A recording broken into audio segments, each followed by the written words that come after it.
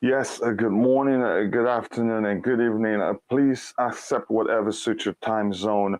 More importantly, blue morning to you. It is another Blue Morning Show, and today we're going to talk about the rumors that Chelsea may be looking to sign Neymar Jr. and the possibility of the club signing him. And also, we'll be looking at things from the perspective of Todd Boehly's comment that he will make two marquee signings for Chelsea Football Club, and we will try to make a sense out of that comment. So please sit back, relax, and let's get into it. And before we continue, I want to let you know that we will have a full house in terms of panelists today. We'll have some great, talented panelists, and I'll bring them on after the intro. So please don't go anywhere.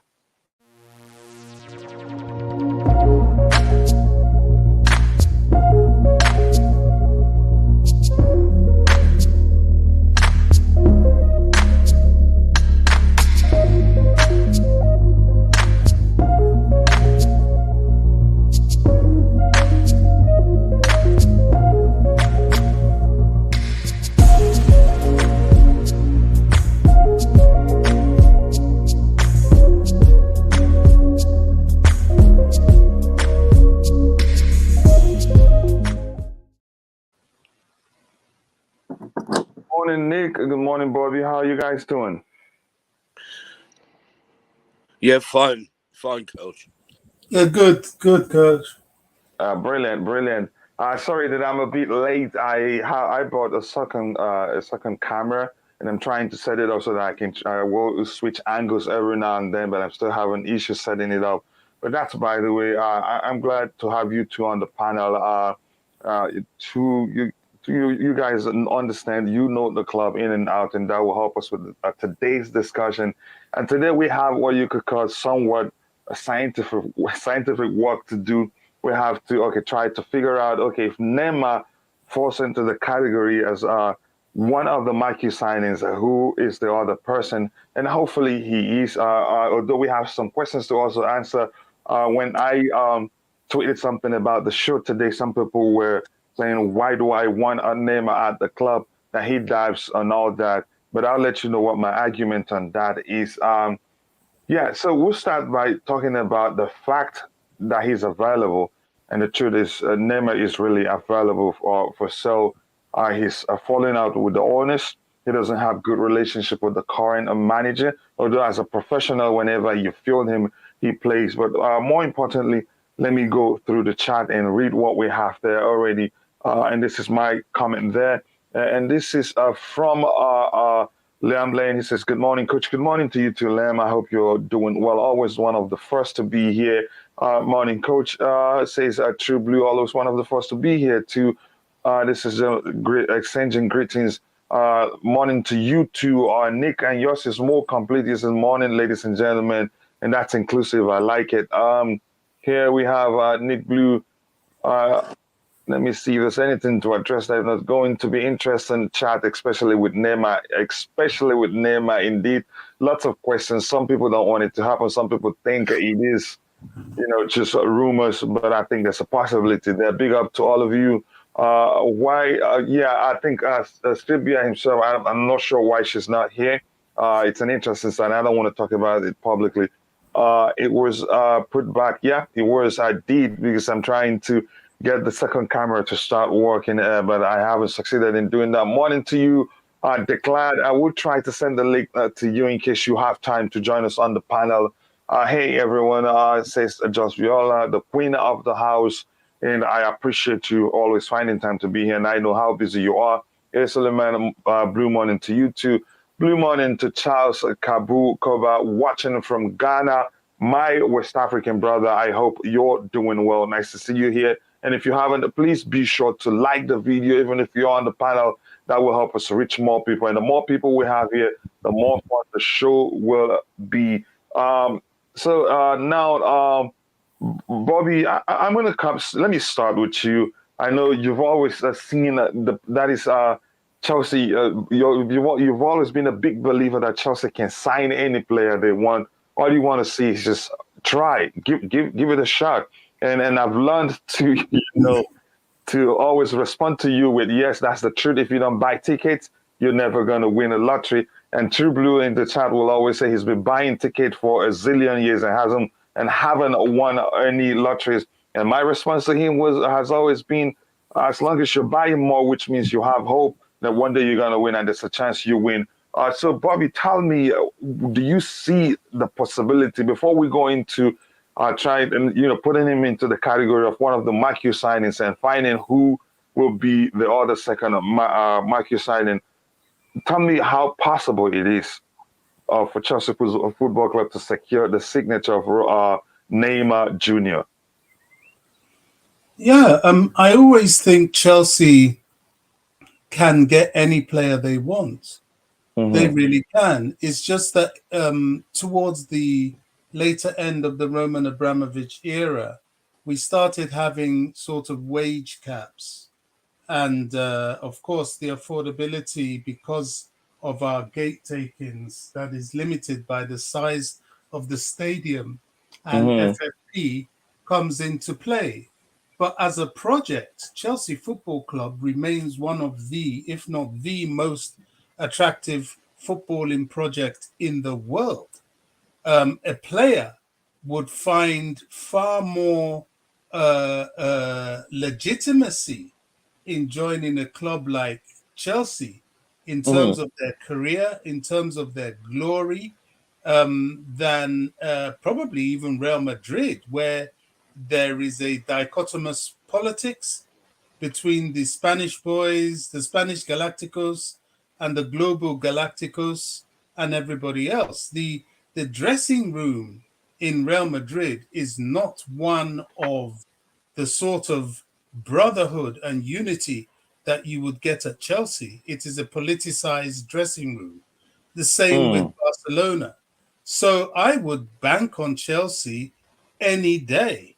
The problem is when we don't do silly things. For example, Neymar's weekly salary in pounds is £606,000 a week. We don't do that sort of foolishness. And that's one of the things that will discount Neymar. Another thing about this is that I think it's a rumor because Neymar is high maintenance. He comes with all these demands. He comes with all these divergent behaviors, like, needing to take holidays in the middle of the season here, there, and everywhere. And he's a 30-year-old player in decline. So is he worth the investment? In all honesty, no. Initially, I thought about it. I thought, oh, this could be interesting because of his goal-scoring capability. But he's a player on the decline. He comes with too many issues. And although it will be to a young, organized team, which would probably do him good, he'll be too much of a prima donna, and that would affect the psychology of the team. So, I mean, as far as Neymar's concerned, I don't see it happening at all. Yeah, to you, it's a no-no. Bobby, let me ask you this: what if he decides, if he agrees to take a salary cut and come closer to what one of the highest earners at Chelsea? Would you at least look beyond his salary demands? Now that's another angle, because you see, if he's on £606,000 a week, and that's a lot, and we haven't paid anything close to that. No, we haven't. But remember, in this country, there is also a taxation. I mean, he goes into that 40% bracket straight away and some. So he might find it financially prudent to take a wage cut and be around the 300,000 mark. It's still super earnings, but you're not giving as much away to the tax man, and your take home might be marginally higher if you want to be that finicky about things. So I don't know the accounting structure of that, but it seems to be a possibility that he would take a wage cut to that extent.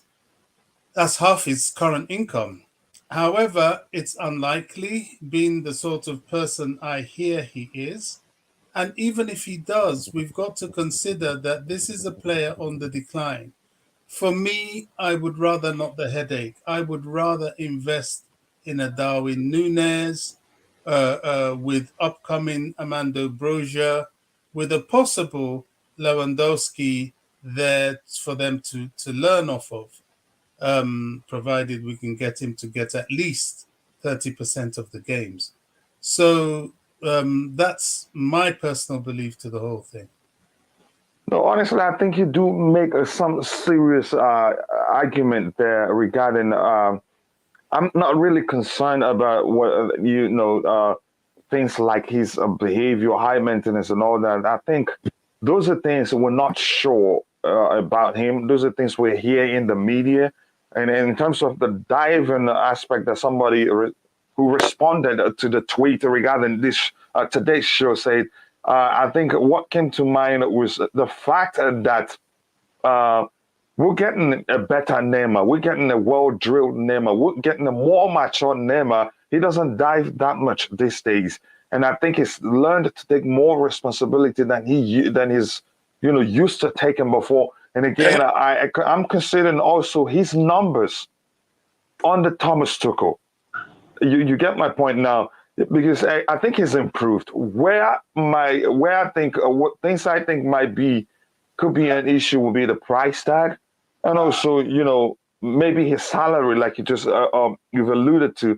I'm going to come to you, Nick. Your thoughts. Tell me what you think. Do you think it's even possible before we go into talking? Okay, he's he may well be one of the Marquee signings in question. Then who is the second? But go ahead, Nick. Yeah. Well, Tuchel said, they're going to. Boehly said, we're going to get to marquee signings. So it sounds like Neymar is there. He's one of them. For me, all right, he's getting on a bit, but he's still a good player. He's a world-class player. But the problem is, like you said, Bobby said, the wages. Chelsea ain't going to pay 600,000 a week wages. If he wants to reduce that to 300, like you said, yes. I welcome it. It'd be a great addition. And if you can get rid of Lukaku and bring Lewandowski as well, that'd be even better.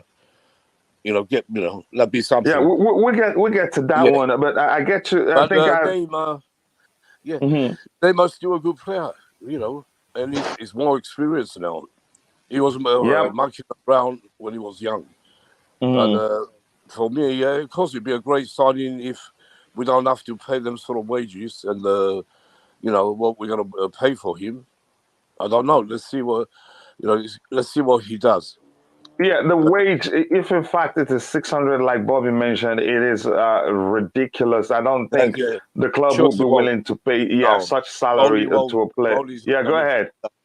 No, we're not going to pay that sort of money because we need to sort out the defense with good players as well. Don't forget. So I don't think Boehly will go out and pay that sort of money. But who's the two marquees they're talking about? Two marquee signings.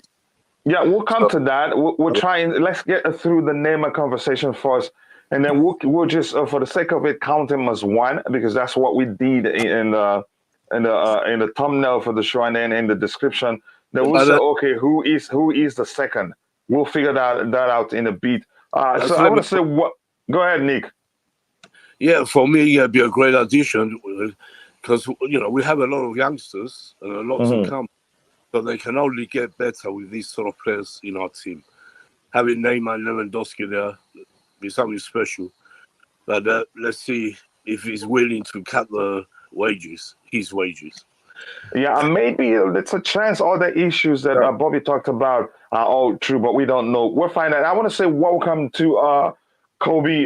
Welcome to Kobe and SUB to the panel. I'll get to you two in a bit. Let me just catch up with what we have in the chat because this is an interactive show. The input of those in the chat really do matter. Here we have just Viola saying hello to everybody. Hi, okay, just greetings. And here, let me see if there's something. Yes, people, please smash the like button. Even if you're on the panel, if you haven't, just take a second to go like the video. The more likes we get, the more people the stream will reach. And the more people we have here, the more fun it will be. And also, if you haven't, do subscribe to the channel to help us reach a 2K as soon as possible. So here we have Gabriel almost saying that will blow up our wage bill. That is if we agree to pay that amount. First of all, we have to establish, I don't think Chelsea Football Club will agree to pay that much money to a single player, because I think our salary structure at this point is everywhere. We want that fixed. So there's no chance we'd give him that much money, even if we agree. If you see all the issues that Bobby mentioned, as no, if we don't take them seriously, I think the salary will be a huge hindrance. Here we have, yes, I agree with Gabriel. It will blow up our wages structure and it causes problems with the dressing room. That's what we're talking about. Whether he'd even agree taking a wage cut. If it doesn't, are there other clubs that we're taking? If there are other clubs that would be willing to pay him that much money, then you just forget about Chelsea signing him. Leonardo Poch sacked at PSG, which enticed Mbappe to stay. That may well be the case. Here, the problem is that Mbappe, the new boss, wants a Neymar out and Dembele in. That means we don't get Dembele. I don't think Chelsea will, again, I have my reasons and I've argued that 1,000 times. I don't think Chelsea will consider signing Ousmane Dembele for obvious reason. He comes with a lot of baggage, and most of which will be an issue for sponsorship and all this, and will, put a huge question mark on Chelsea's stance on their anti-discrimination project. He says, Triple Just Viola Dembele and Neymar cut from the same cloth of arrogance. I think you could argue that. Kachula, we would not. We'll see again. That's a good argument. Also, Nick, if you can get rid of Lukaku, yeah, that will make a huge space.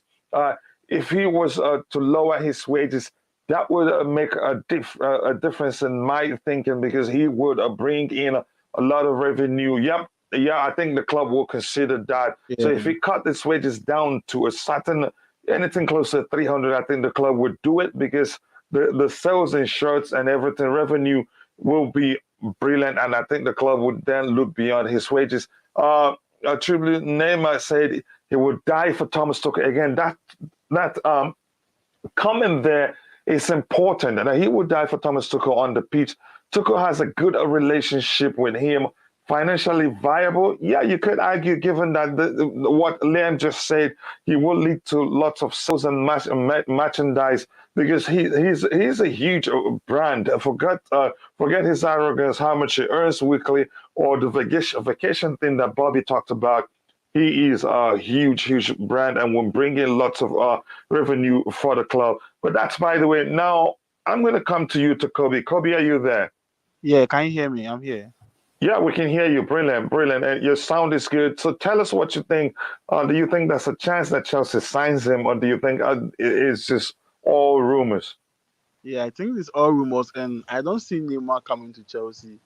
First, because of his injury issues and the brand he has, his image rights and all that stuff, with his father being his agent. This thing started yesterday as a rumor. I think Chelsea fans have taken it upon themselves to trend it, which is good. He's a world-class player. He's a dribbler. On, we need him in our team, but it will be difficult. Looking at his wages, looking at the money we have to pay, looking at how we have to build our defense again and rebuild again, it will be difficult to get him. It will be a luxury buy, and if Todd will, from his own pocket, get him for us, that will be a plus. But looking at the players we need in positions, I think Neymar will be difficult to get, and I don't see it happening, though. Yeah. Really, that's a good argument. But I like it that you agree that you will be a good addition to our team. And again, looking at things, I think that a comment by Liam, which says that, let me read it again. If he was to lower his wages, that would make a difference in my thinking, because he would bring in a lot of revenue. I think that cancels out his wages. If he'd even take it down by 100,000, I think you will make a very good sense. Go ahead. Were you saying something? Yeah, SB, you coming to you. Let us know what you think about that rumor. Do you think it's something that's possible? Thank you so much, guys, for having me. I'm dialing in from South Africa. I think The only reason why Neymar is in the picture, guys, I think is because someone leaked his comments onto social media. And basically, that's the only reason why we're discussing him. I think it's quite a long shot. I think it's near impossible to even try and negotiate his contract at this point. You see PSG headlines, they're looking like quite a very shaky club at the moment, where the leadership and the players are actually don't know what's happening because of this Neymar saga. So it would be really, really difficult to even get a negotiation going on. But I think for our new owners, a really reasonable or more practical transfer would be like a Lewandowski or a Lautaro Martinez. Those would be really good key signings. But the the Neymar rumor, I think it's near impossible, and I don't think we should. Well, can I ask you, why do you say it is near impossible? Because considering this comment here, I think this comment now makes it make sense. And given that the new owners are going to be profit focused, they will get twice, even 3 times the money that was spent on his salary if they sign him. And that was why PSG in the first place paid that much money to secure his signature. Yeah. So given that Todd Boehly is profit focused and is a businessman, a shrewd one at that, I think he'd consider, paying his salary, maybe not that much money. And if Neymar really wants to leave PSG or get them to terminate his contract, I think he'd take a salary cut to come to Chelsea Football Club. I think he has about 3 years left on his contract. But go ahead. Yeah. Without repeating what you guys have said already, I think one of it would be the salary structure would totally disrupt Chelsea at this point. I don't think Chelsea is at a stage where they can just bring in a player as big as Neymar at this point. Not to say we are a small team, but I don't think our salary structure can actually take that fit. Because if you look at Neymar, there's a lot of things to consider there, especially when it comes to negotiations. He's also has ties to he's tied to a lot of brands, sports brands at the moment. And yeah, I think it's going to be quite a long shot for our new management. I do believe if it were to happen that Marina would literally win these negotiations. But looking at also the number of days we have left to seal the Chelsea takeover, it's quite a long shot, guys. I don't want to be hopeful about it. I'm just being realistic. I think we have to also be realistic here. I think it's not that simple. Like you mentioned, it's quite a long shot indeed. But again, like I've always said, if you don't buy tickets, you're never going to win a lottery. But I like your reasoning. You're very, very objective in your reasoning. You being factual here. It's not going to be that simple. If ever there's a chance it will happen, and I think I'd still argue there's a possibility it will happen. Thank you very much, SBU, for that great input. And I think I always look to bring you on the panel because sure you know what you're talking about. Let me go to Tobago and see if he starts a fight. Declan, and see if he starts a fight today. Declan, let us know your thoughts. Big up, everyone. Can you hear me all right? Yeah, happy to see you, brother. I'll just make sure it's working. Where do I start? The Neymar deal is pretty ridiculous. The way it's come about and him getting our team and everything about Neymar, this Neymar rumor and transfer, whether you entertain it or not, is a real bad idea. Because for one, people didn't mention he did sign a contract extension last year, right? He's contracted to PSG 2025, right? Now this is a player that we called world class, but never did it on a world class level, right? He has been conditioned to be too good in an easy league for so many years. He's on one of the biggest wages in world football, right? So he has been on easy street for so long. Now, Neymar's 30 years old. He can stay to PSG to 2025, right? Which brings him 30, I think it's 33, about 33 years old, right? Now, he can stay and cash in the big money, and then he can also go. He gets 500. I think it was 520 per week, and he can get that. Maybe he can probably get some of that in like MLS or something like that, where it's just you're buying the name, you're not buying the player as much, right? And they're paying in bulk there. Now you're gonna try to tell this guy who's been playing for years in an easier league and having on easy street to come to the Premier League, to take a pay cut, right, and to work way harder after that many years. If you wanted to do it, should have been way earlier, not at 30 years old. And now you're gonna teach this guy to work harder and take a pay cut. So you're essentially gonna pay him less to do a lot more, and I don't think he's no more conditioned. I don't think this is the player that is hungry anymore. Yeah. And the only reason like I think his name came up is because Mbappe is staying now on a massive wage, right? And something has to give at PSG. They're breaking all kinds of laws and boundaries. The wage bills out of Yeah, they're at the age of breaking the FFP rules.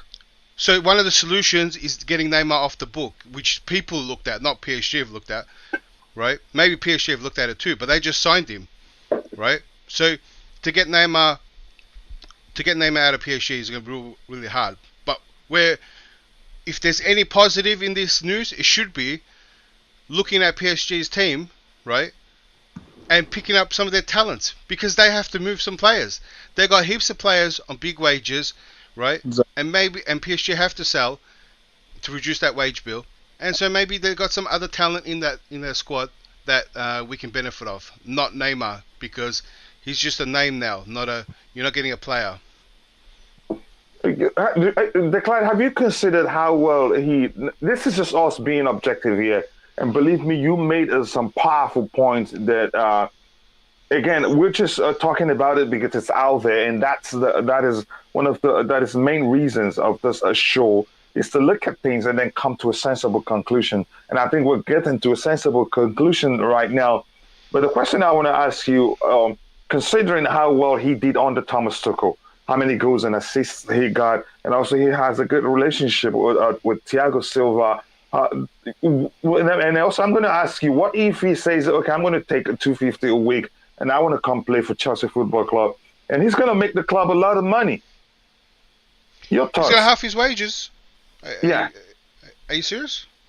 No, if he. We're just saying if he. No. There's no. First of all, there's no way he'll take half his wages, and mind you, he's going to play more games in the EPL, and it's at a higher level. And for him to elevate at this level at this age, when he's on the decline, no chance. You think that he's more mature? He's not going to dive. He's going to dive heaps more if he can't reach the level, right? He's going. So I mean, my thing with PSG, why I thought PSG will never win the not never win it, but will struggle to win the Champions League, is because they get all these good players, and they play in a league that is too easy for them, and so they're never conditioned. And they go into the Champions League, and they might have 1-2 good games, but there's always going to be a hungrier team that beats them. They're not conditioned. They're too Hollywood. They're big stars, and everyone they're just cruising. They haven't been tested. People thought they were going to mop the floor with everyone else when they had all those people, when they signed them, all those big names. But go ahead. Yeah, so, I mean, all those, like, even Messi's there, and you're not getting the best out of Messi. It's not a great place to go. It's probably a good place to become a player, young player, right, and get to a certain level. But when you should be playing in a harder league, and you go there, and you're just coasting, it's just relaxing. Like, he should have left a long time ago, and he left Barca to PSG for the money. That's why I don't think this guy won't take a pay cut. There's none of this, I'm going to take a pay cut now and to work harder, because like I said, he can stay at PSG for longer and get that huge wage, right? And plus, he gets half a mil, right, per week, and he has crazy bonuses as well. So he makes way more than that. It's not just the wages. He has crazy insane clauses in his contract.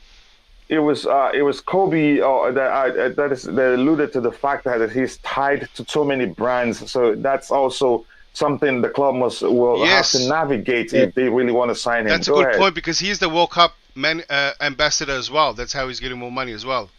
So he also has to contribute in the World Cup as well. And I think he's representing. I think he's there for a face, and that face is linked to PSG. So just things like that. He has too many connections. But I think it's still a bad idea, and I think he won't rise to the occasion. If he came here, he'll be just like a lot of other players that came here before him, and you know try to be easy. And this league's not for him. He wouldn't survive in this league. He can be a world class player, but the EPL will eat him up. Wow, I think you made some great point. I think I'm on your side, but we keep talking. We'll see what happens. And then before we continue, please, if you haven't, we have about 60 people watching, but we have just 16 likes. Please, whether you're on the panel or in the chat, take a second to like the video to help us reach more people. And it will be more fun. And if we have up to 100 people watching at any time, we would do a $50 giveaway. And please, I beg you to just 1 second and click on that like button to help us reach more people and subscribe to the channel if you haven't. Let me catch up with what we have in the chat, and then I'll go to Tobago. It says his ego should also be taken into consideration, pros and cons. I get your point. I think he's more mature now in terms of the way he behaves. Again, that's how I see it. True Blue says, I saw a video when Tuchel was leaving PSG, TT and Neymar. When he walked away, Neymar looked up at family and friends and started laughing and mocking TT. Wish I could find that. That is serious. And then that's quite some contrast with the comment that we've seen on how he would, die for Thomas Tuchel on the pitch. I think if you can find that, that would do us a lot of good in this conversation.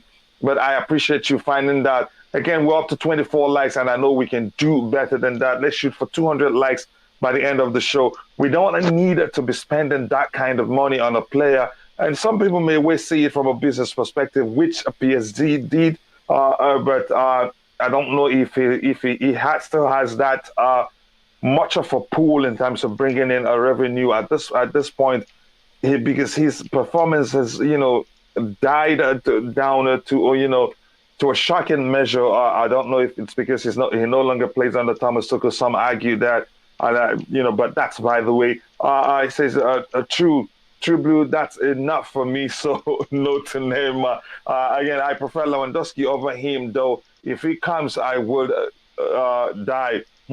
That's serious. Not sure La Liga is easy. Again, that's a good argument there. Neymar will want a bigger sign-on fee. And I think that he may well end up going to the US like Declan alluded to.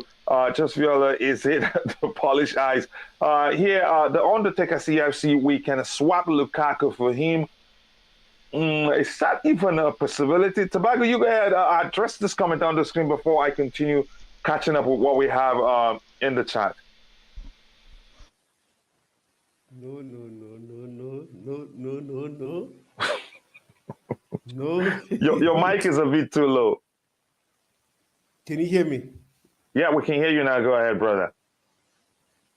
No swapping sub deals with PSG. And then, to be honest, I agree with Declan. We don't need Neymar because he is on huge wages also. And how much will it cost to buy Neymar? That's the other issue.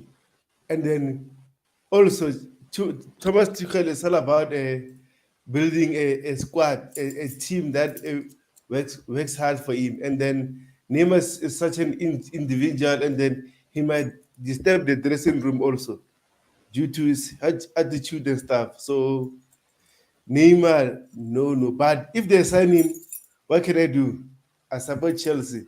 But at the end of the day, I don't want Neymar. Mm-hmm. Yeah, I think that's a good argument right there. Again, I don't know if the possibility of swapping Neymar with Lukaku. I don't see that happening. I don't think PSG would want Lukaku either. Because I don't know how else to phrase it, not to come across as if I'm butchering Lukaku here, or maybe calling him names. But that's, by the way, again, let me try and catch up here. Excellent thinking on it by Declan. I don't want people in the chat supporting Declan to make him feel like he's a star here. Maybe ask us for sign-on fee. Declan, but that's, by the way, truly, you made some great point, and I did not even look at things from those points that you mentioned. But that's great. And again, we have La Liga have lodged a complaint with UEFA, with PSG. I don't know where they're going to go with that. Interesting to see if anything will come of True Blue.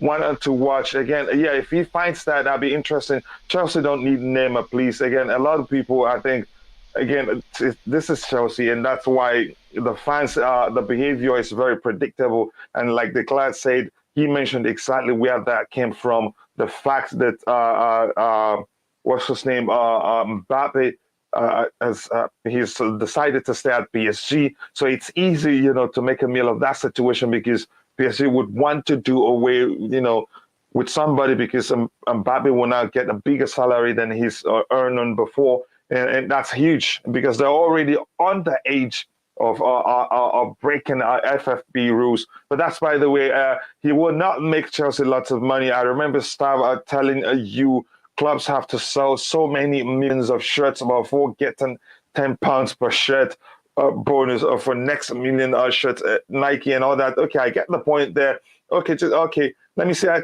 think there's nothing else in the chat to address here. And if you're in the chat, if you want us to address your input, make sure it is aligned with what we're talking about currently. Bobby, I'm going to come back to you. Having listened to Declan, do you have anything else to say regarding the rumors that Neymar may well be one of the Marquee signings? Can I come in now? Yeah, go ahead if you want. I know Bobby can be patient. Go ahead if you want to come in. Go ahead. That's Kobe, right? Yeah, okay. I thought you were calling me. No, but go ahead if you thought I was calling you. Bobby can come in. Bobby, sorry about that, bro. Okay. With the Marquee signings, I will prefer we go in for, if it appears, we go in for Marquinhos, because he will be a long-term replacement for Thiago Silva. Thiago Silva can convince him for our project so that he come and take over. If they really need to take the wage bill off their wage bill, they need to reduce it. We can convince Marquinhos to come and be a long-term replacement for Thiago Silva. That's the only player I see we can get from PSG. But if not, we can go in for Koulibaly and Lewandowski, and it will be good for us as a Marquee signing, because we need to buy a lot of players to solve problems, not luxury players for now. So in the positions we need a DM, we need 2 centre backs, even 3 for our system we play, a left back to replace Alonso and Emerson, who will be going. So we just need strategic signings. We need buyers that will help us improve the squad, not luxury for now. Maybe in January or next summer, when things are well, Todd can give us luxury signings and signings that will brand the team well. Yeah. I honestly do appreciate you using the term luxury signing. So, Bob, that's a brilliant response, by the way, and I appreciate that. And again, please quickly, you will see the Twitter handle of everybody. Kobe said your Twitter handle. If you can change it to your Twitter handle, that'll be fine. Of everybody on the panel, please go and follow them. Because it's not easy. This is a pro bono job for all of them. They don't get paid or anything. That is the least we can do, is follow them and help their account grow. So, Bobby, coming to you, given what Declan said, what you have to say, and do you think Marquinhos will be considered a Marquee signing? How old is Marquinhos now? What, 31, 32? Kobe, how old is he? 31, 32? I don't know. I can't remember now. Okay, I'll find that for you, but just go ahead. Yeah, but Google it. I don't think he's young anymore. Look, we need to get away from all these old names. Chelsea have 28. been... Sorry, Yeah, 28. Yeah, I mean, Chelsea have been down that road. Marquinhos, okay, possibly because he's a defender and we need experienced defenders. But is he Marquee? I guess so. Because of his profile. But in terms of sort of real Marquee, I think there are very few of them left now in world football. And Haaland has gone. Mbappe has re-signed. They were the real marquee signings. I think second-tier marquee is what we're looking at, and that's the likes of Dybala, Chiesa. That's where we should be looking at, to be honest. And I think they will do well. Chiesa with his injuries, if he's managed, I think he will do well at Chelsea, as will Dybala. And we've got Isn't Chiesa, isn't he still out injured? I believe he is. So that's a risk because That's a risk, yeah. Yeah, the injury, who knows how long it will take him to come back. So scratch Chiesa, but Dybala is very much available. Outside of that, this is where your scouting comes in.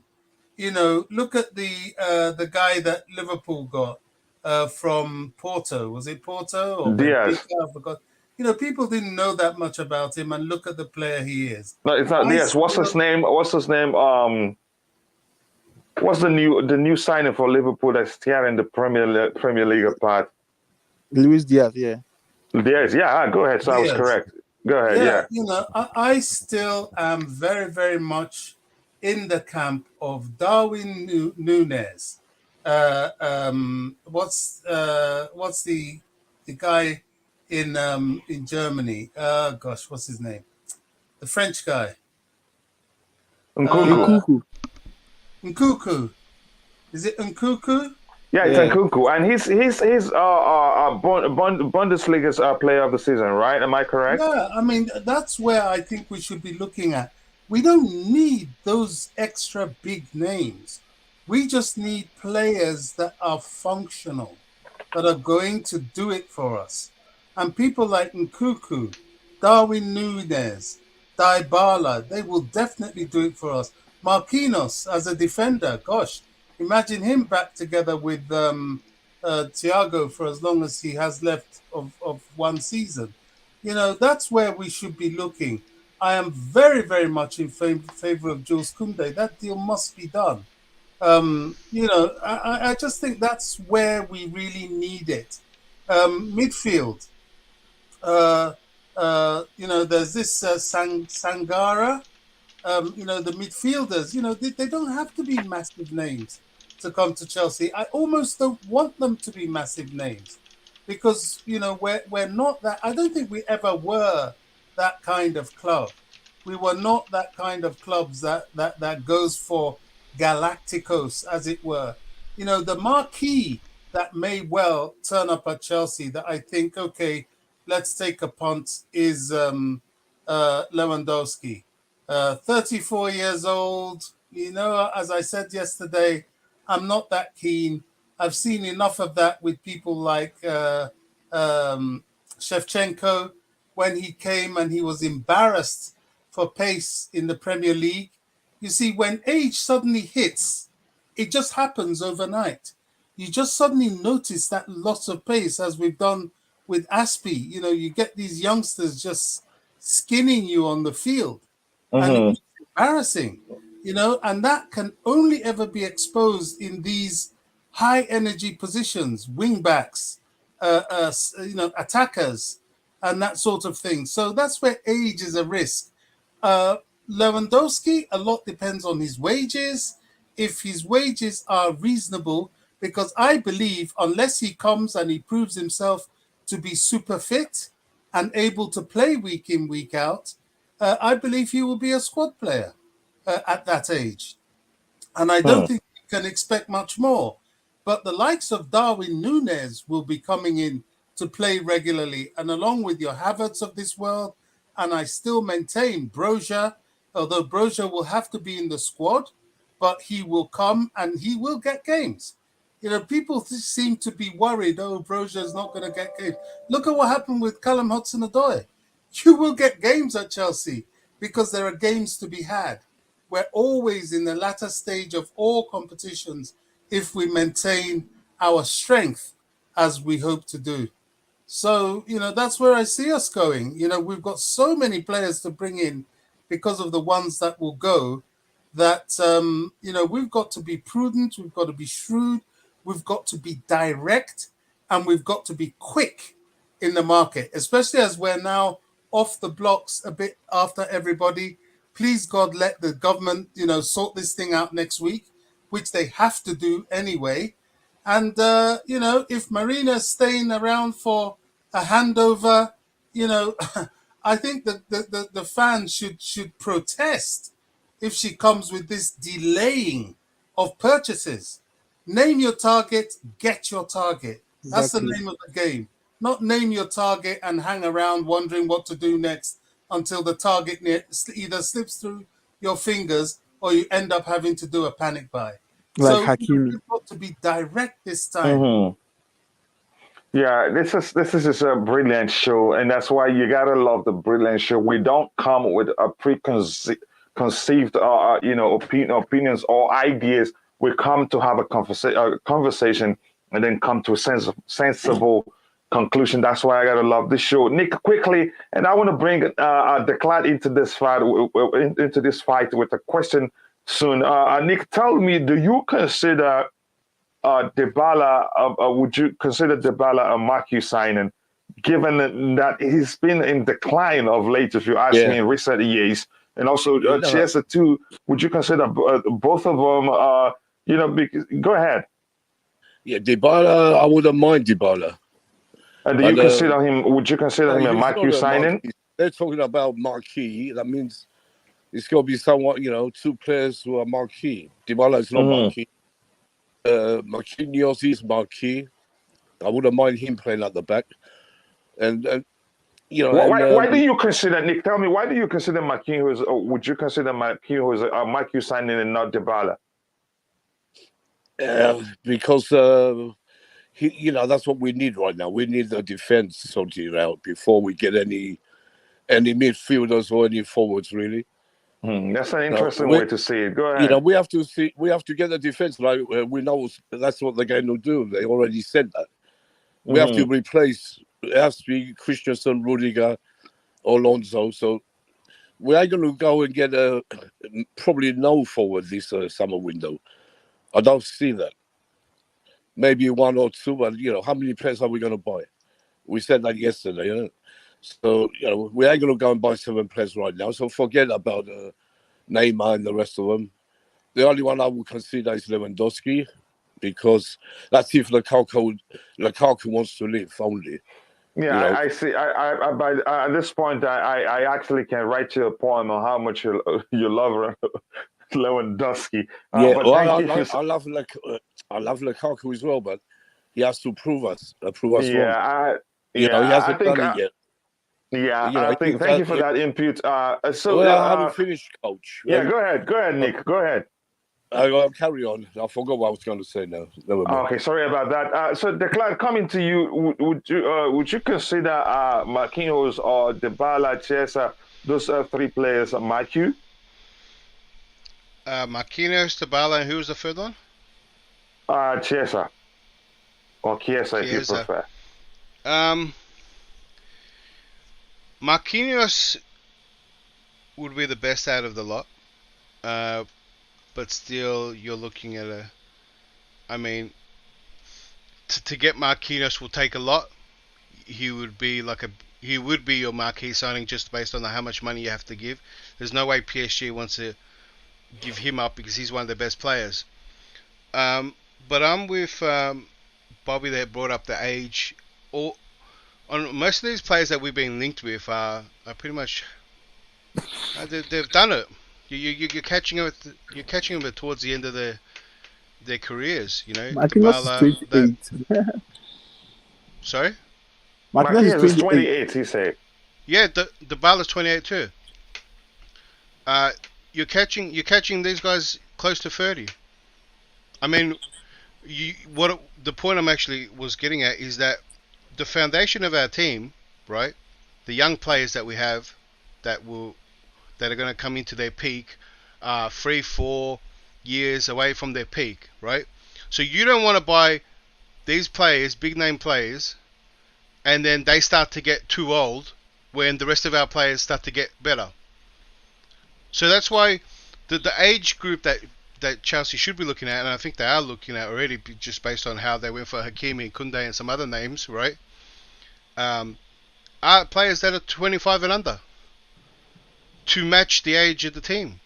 Now, anything outside of that is called a band-aid, right? Just a band-aid, just a fix, just a slot, right? Something that you're going to replace in the future. They're not part of the long-term plan. So, just like, look, I'm pretty sure Lukaku was too, and you turned out to be a big mistake. And I think if you start to throw money at some of these players, they could be mistakes. We're gonna have some patience as well, and get some players that are hungry with some potential, and they're gonna play. They want to play the way Tuchel wants to play. See, the other, that's why Marquinhos can come in, and he's very familiar with Tuchel, and that's good. But someone like Dybala is so fixed in his way, he might not want to do all the running that Tuchel expects.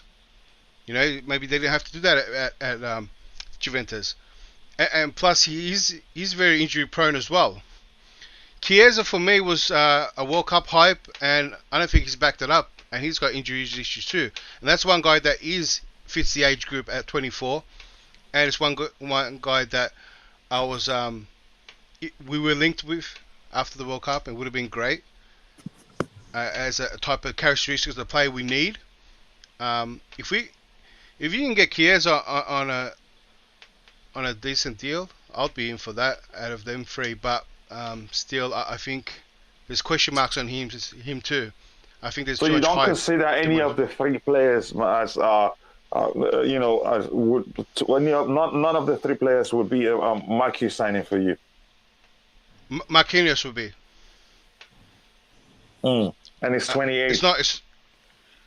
It's not. I mean, everyone's talked about Koulibaly. You know, he's older as well, as a backup to like, or to play the role where Silva plays, because I don't think Silva can play the same games that he put in this season. I mean, we probably overplayed him.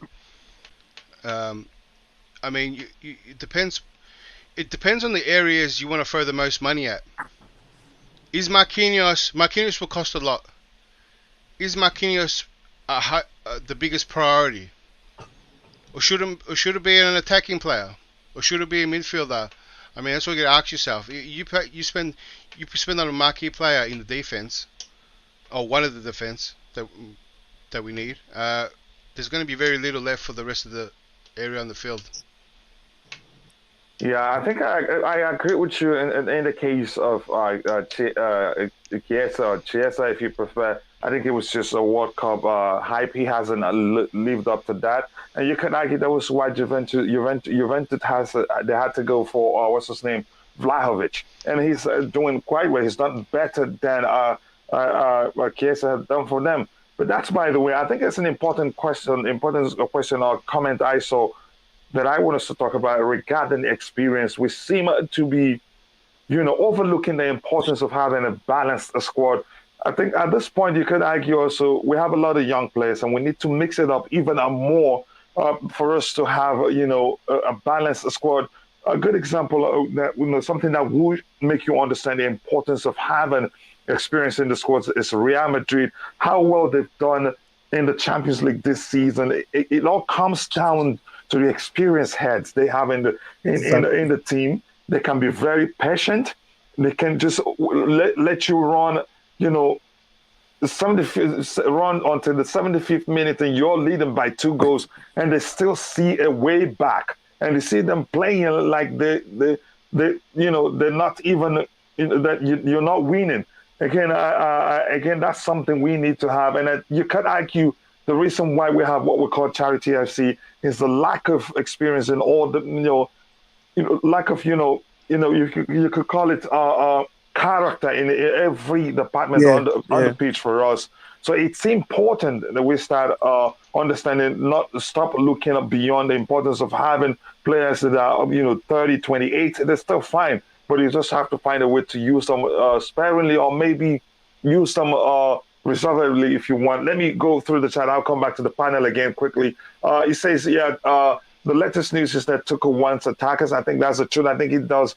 He did make a comment that sounds like that's exactly what he's saying. Marquinhos is just going into prime, and Tuchel wanted him. So that again makes sense. That would be a signing that would make sense, and may well fall into that category of a Marquee signing. I think Darwin Núñez will be a good addition. And Bobby did say that he's young, and Tobago is the only person that I've heard who's concerned of how young he is. He's young, and I think we just have to mix things up to have older players who have character, who have experience to help them develop properly.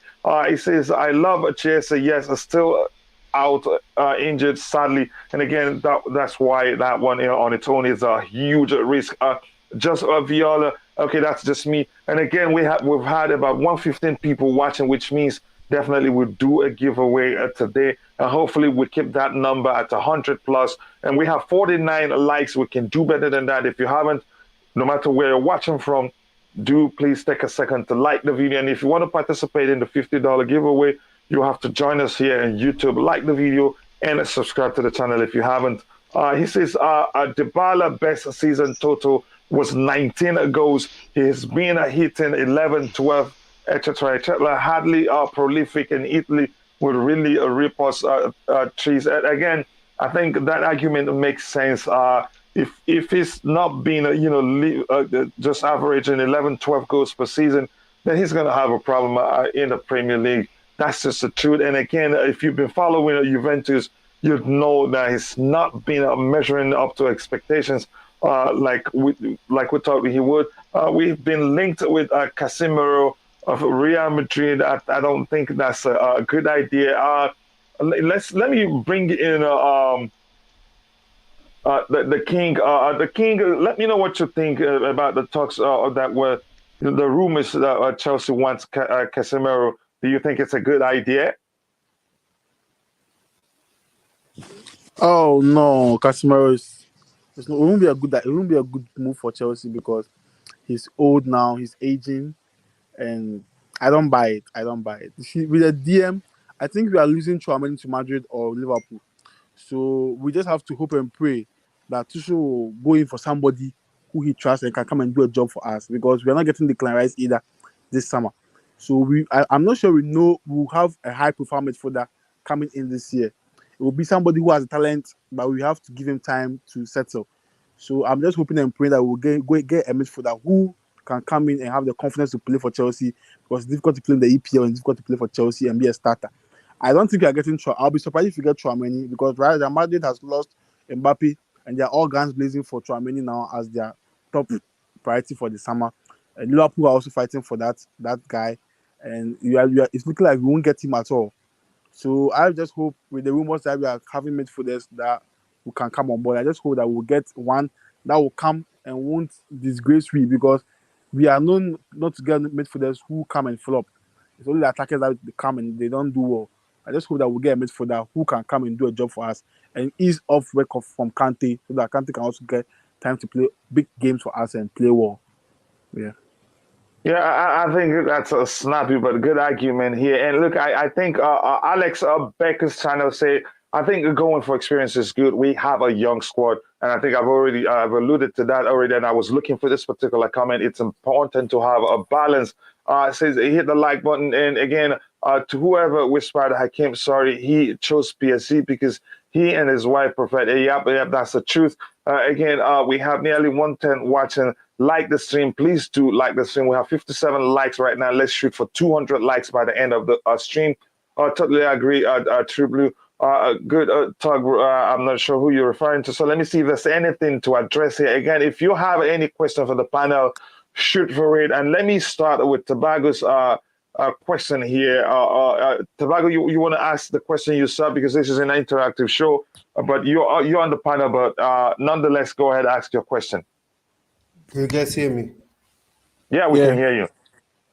Okay, yes. I wanted to ask about the sporting director issue at Chelsea. As we all know, Leonardo is leaving PSG, and then we need a sporting director. So all I'm asking, would you guys consider having Leonardo as a sporting director? Also, some people on the chair, they're saying Tuchel and Leonardo had issues, which is false. Tuchel was sacked because of the board, not Leonardo. So, guys, will you How consider? certain are you about that, Tobago? Yes. Let me just keep quiet about it.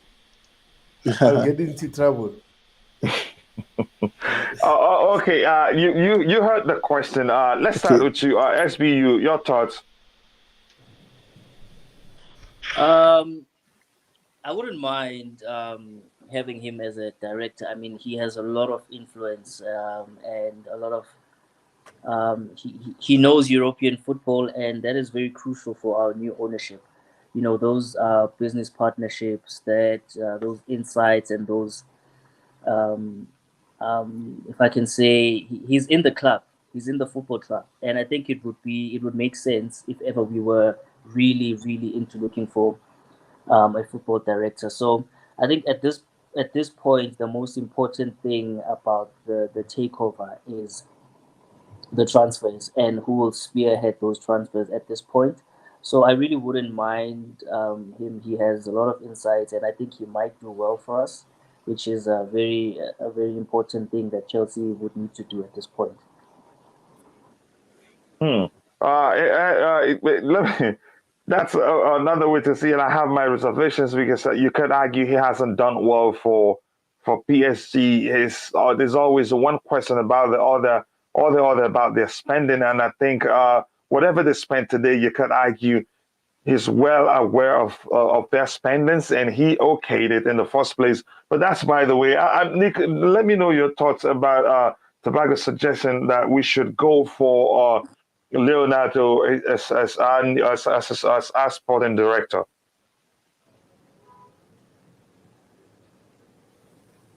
Declan, are you still there? Yep. So, what do you think? To be honest, there's a reason he's leaving PSG. He has no Thank you. good job. Mm-hmm. Why would we want someone that's, you know, if he was doing such a great job, PSG would keep him or do everything to keep him. I was trying to remember before. Was he a technical director at AC Milan or was he just a coach? I do not recall, but it was a different role. Yes. So that's what I was trying to remember. So is this his first? Is PSG his first technical director job? I think so. Yeah. And it's kind of bottled it. So why would we pick him up for? He's not really experienced. There's nothing to go off. He hasn't done a good job at PSG. It'd be a bad idea. If we're gonna get a technical director, we're gonna get someone that's been doing a good job and probably one of the best in the business. If you want to go that far, if you want to base everything that we're doing around someone that's going to dictate it all, I want one of the best in the business. Yeah, I think I agree with you. But Bobby, your thoughts on Tobago's suggestion that we should go for Leonardo as our sporting director?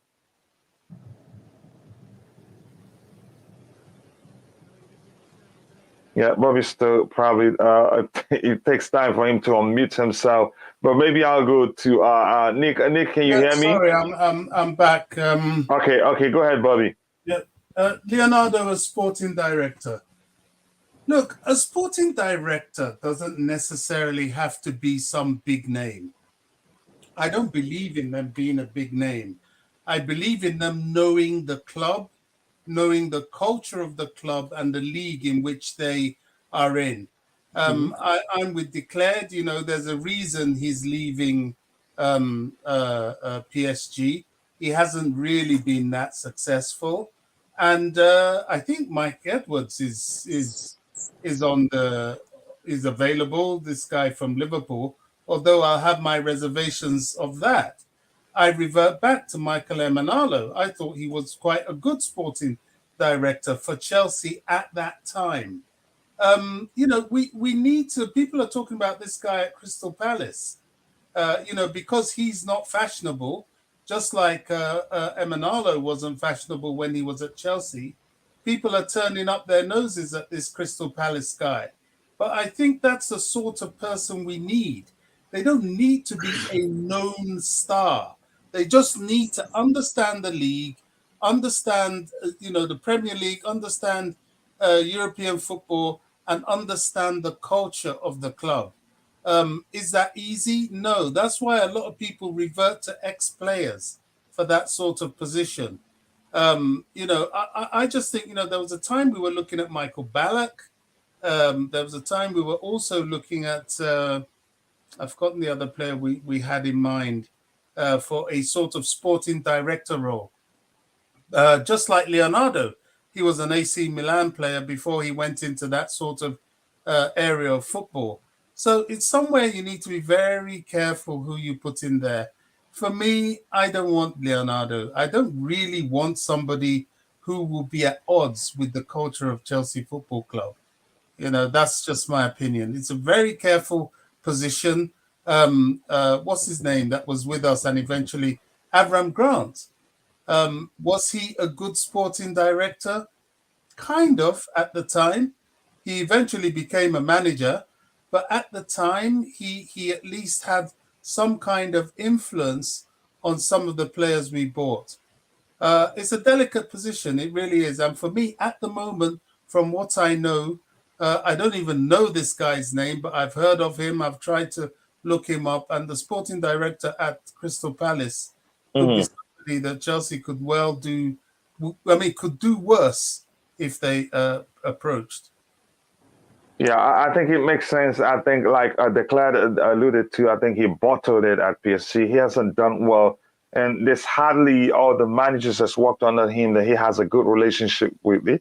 It's one problem after the other. It's politics all around, which was one of the reasons why Thomas Tuchel left a PSG. We must highlight that. I know Tobago is trying to be maybe side with Leonardo, probably because he likes him. But that's, by the way, we're here to learn and then come up with sensible conclusions, like I've said before. I'm going to quickly catch up. I'm so sorry. I have to pop out. Yes. Well, as soon as I get back, I'll try and rejoin, please. All right, no problem. We'll be here until around 30 minutes before the pregame show starts. So you're fine. But thank you very much again for finding time to join. Now, this is Lionel Jewel, who says it's good to hear some South African voices here. Keep Marina. Again, Lionel Jewel, he's also a football YouTuber. And if you haven't, please, I urge you to go check out his channel. He's another brother from the Madiba land. And I love him so much. He's become a brother. We've become brothers over time. Again, if you haven't, go check out his channel and make sure to subscribe. He says getting Leonardo is not a priority for us. Not at all. I think we can do well.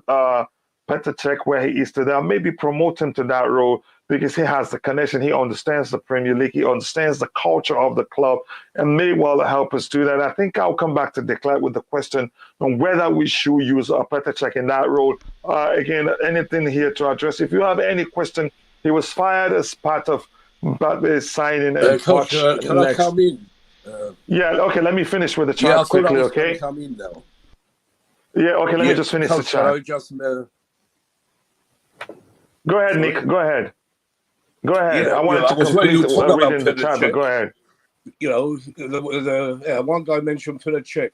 Why is all this talk about Leonardo and all this? We don't need this sort of ex-players. We have our own great legend, Petr Cech. He should take the role, I think.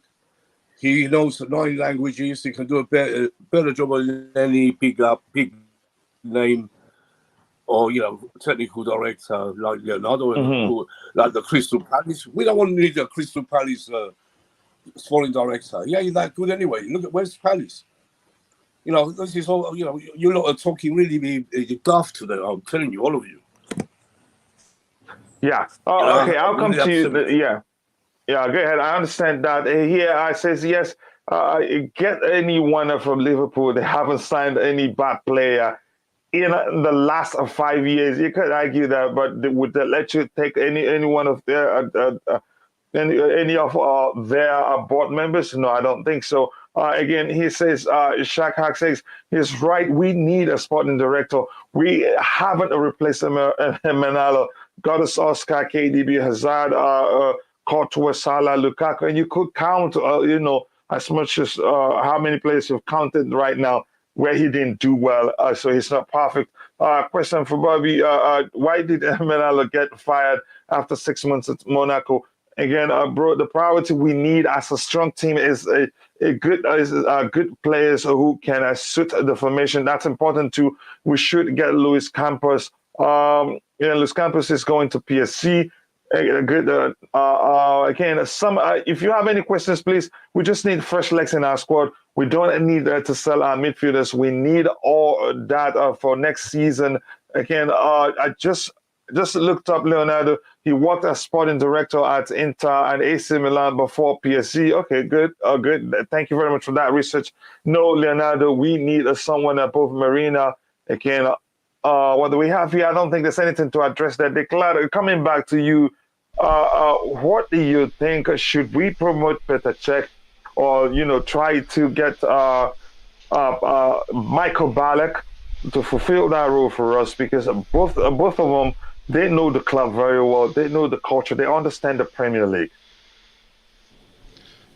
Well, Michael Ballack would be a bit of a gamble too. I mean, just like Cech, he'll be starting fresh and learning on the job. So was Petr Cech, but Petr Cech was playing a limited role. I think what happened after Emenalo left, and over the years, is that the jobs have spread out. So instead of one technical director, so many different people were doing different things and making different calls, and that's what we had. And maybe it worked, and maybe that's what they went with. But now it's not working anymore. So that's why I said, if now Todd Boehly wants a technical director that's going to call the shots, he better be one of the best ones. Because you're going to if you're going to shake up from top to down, you might as well get the best of the best. If you're going to get Michael Ballack to learn, and let's say he's still learning, Cech is still learning, and then what happens? It becomes a domino effect. Well, that bad decisions are going to keep going down the line, and we're going to end up with questionable decisions. So, if you're going to go down that path, I don't want someone that's going to learn. I want one of the best ones. When you say that Cech, given his current role, has he's practiced enough to be able to fulfill that role. Has he practiced enough? You could argue maybe had some measure of practice that's enough to ready him to become a sporting director. Wouldn't you argue that? Yes and no. He had a limited role. Do you know what I mean?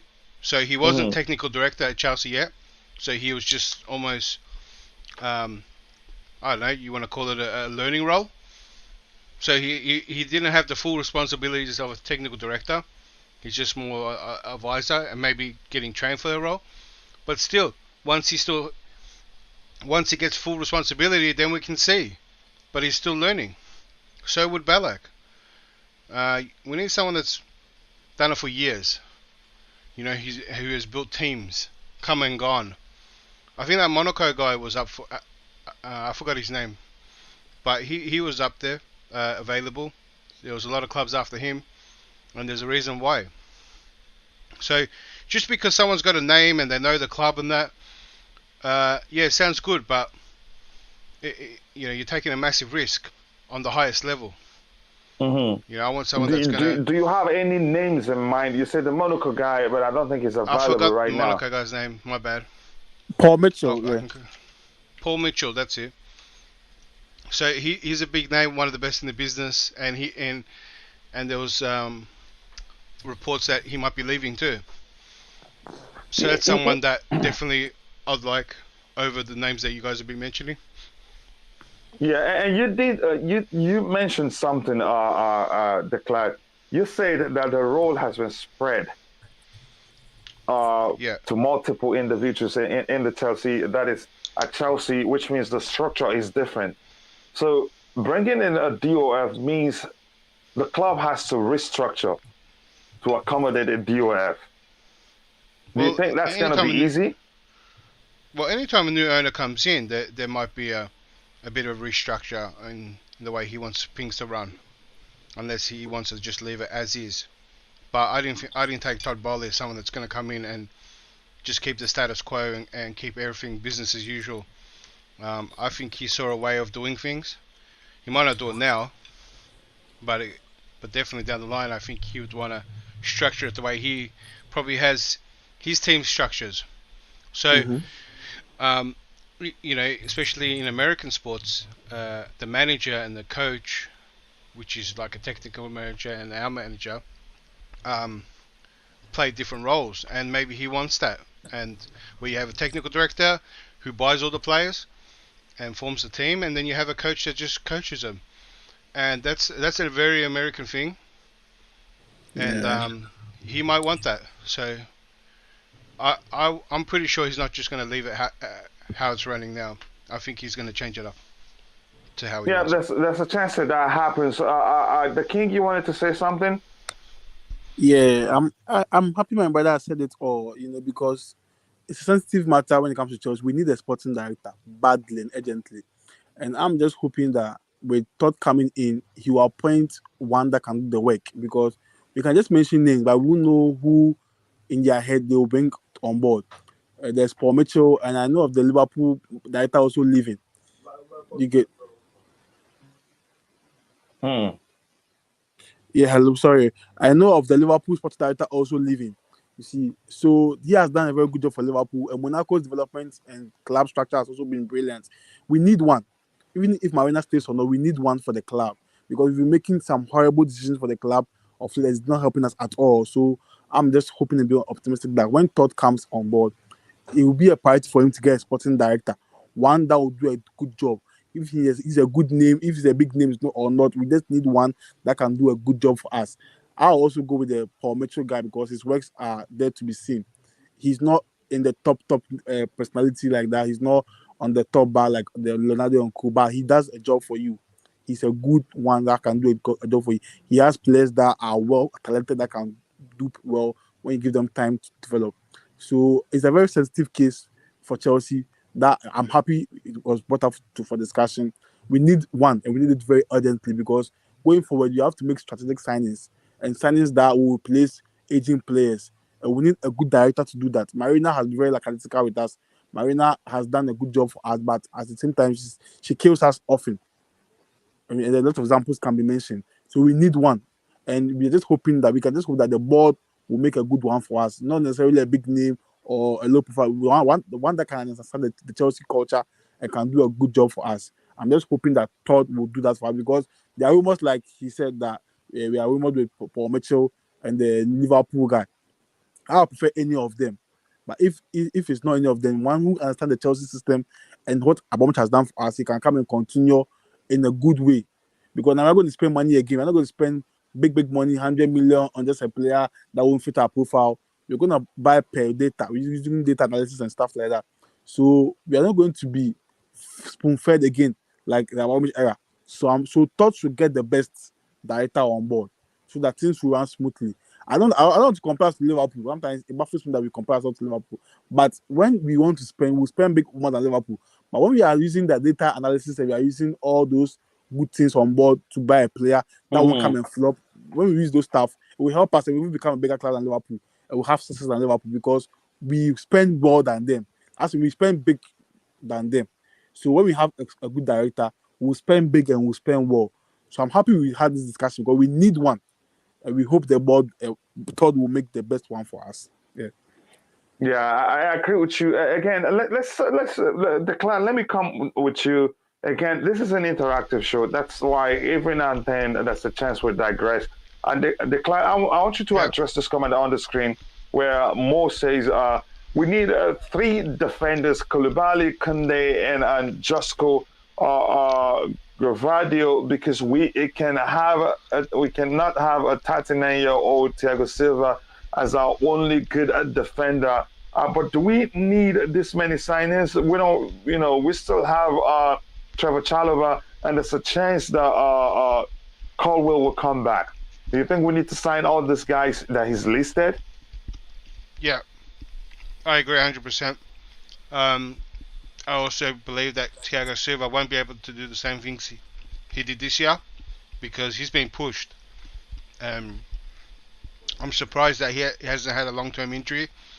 He's been absolute beast in keeping his body and recovery at top notch. He's played a lot of games more than he should have, and if we're going to be pretty naive to go into next season relying on him, because if he has an injury, long-term injury, then it's the same problem as we had this season with going with low amount of midfielders. So it'll be just repeat. It'll just kind of be stupid repeating the same mistakes that we already have. So you think we should sign 4 defenders in this transfer window? That's 3 names. That's Koulibaly, Kounde. 3, yeah. Yeah, we need 3 at a minimum for defenders. I mean, you need left and right, and you need a backup for Silva.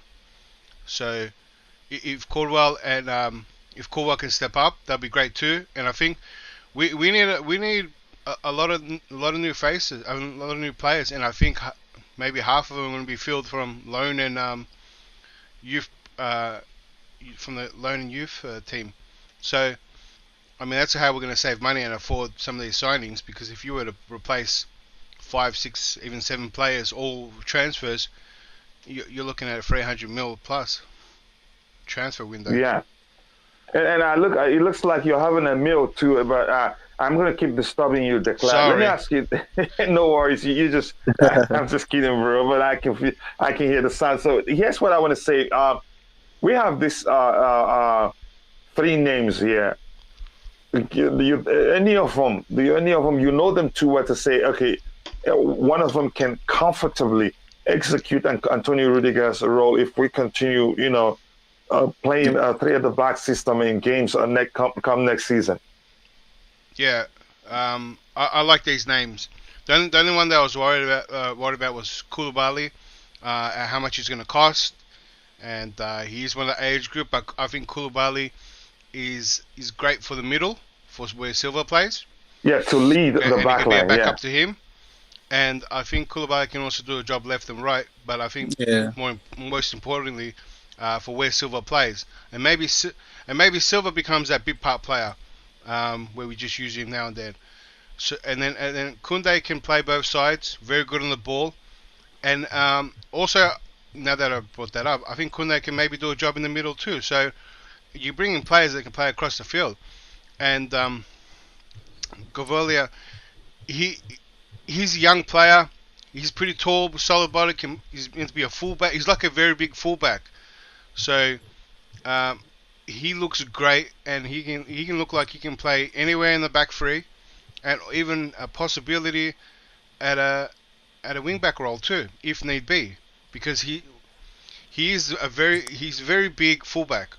That's how he's playing, and he can play in the centre back as well, and so he looks very versatile and very good for his age as well. So he'd be a great prospect to bring in. So I'm actually I like those 3 signings. Yeah. Yeah, go ahead. You wanted to say something? Can I come in? Yeah. Yeah. Was it? Yeah. Come in if you want to. Yes. To be honest, I don't think there's a need to buy 3 center backs. Why? Because what we have Chalobah. Also, you are bringing Levi Colwill. So if you are bringing already 3 center backs, and we add that, like 5 center back on the team, how would we work there? We're losing 3. But yeah, we are losing 3, and we are playing a 3-back system. So definitely 2 to back up, and we shouldn't even trust the core guy that much. We should allow the guy to develop well. He's young, and there's pressure at Chelsea.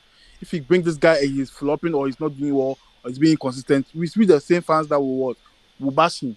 So I'm suggesting that we leave that guy to have an EPL loan. There's rumors that Lampard wants my Everton. That'll be fantastic for him to develop. And so Let me ask you, the Colwill, have they played the playoffs yet? No, this today at 3 o'clock. I think 3:30. Okay, so here's what I would do. If my suggestion would be, if they play the playoffs and they make it to the Premier League, let's leave him there for 1 more season. Exactly, it makes sense. Because he'd still love to play with them. But if they fail to make it to the Premier League, I think the kid is good enough, to bring him into the team to learn. But the question remains: would he want to? Would he be that patient? Because that's a trend that have started at Chelsea Football Club. Yes, it's every young player from our academy understands that the Chelsea Academy is respected so much that there would not be shortage of, buyers, shortage of teams looking to bring them, to take them and give them a chance to even start games. That's why you see them, asking for more game time, asking to be sold. Some, if you force them to stay, they run down their contract and leave on a free, and it has happened on occasions. So it's become an issue. So the example I use, that the Chelsea Academy is just like one of the best universities in a country or a state. Every employer wants graduate from that school. So that has actually somehow created a problem for us. It's hard to keep our young talents.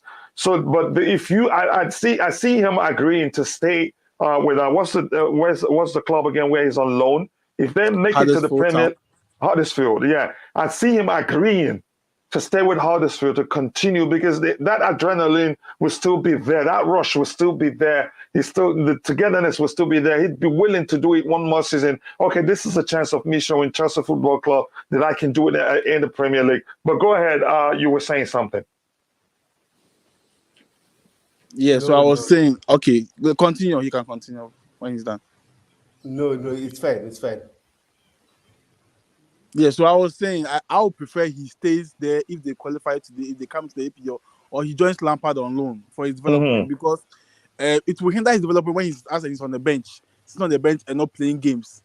Even though he'll be learning from experienced Thiago Silva and co, it will still be hindering his development. You see, this is why we need three centre backs.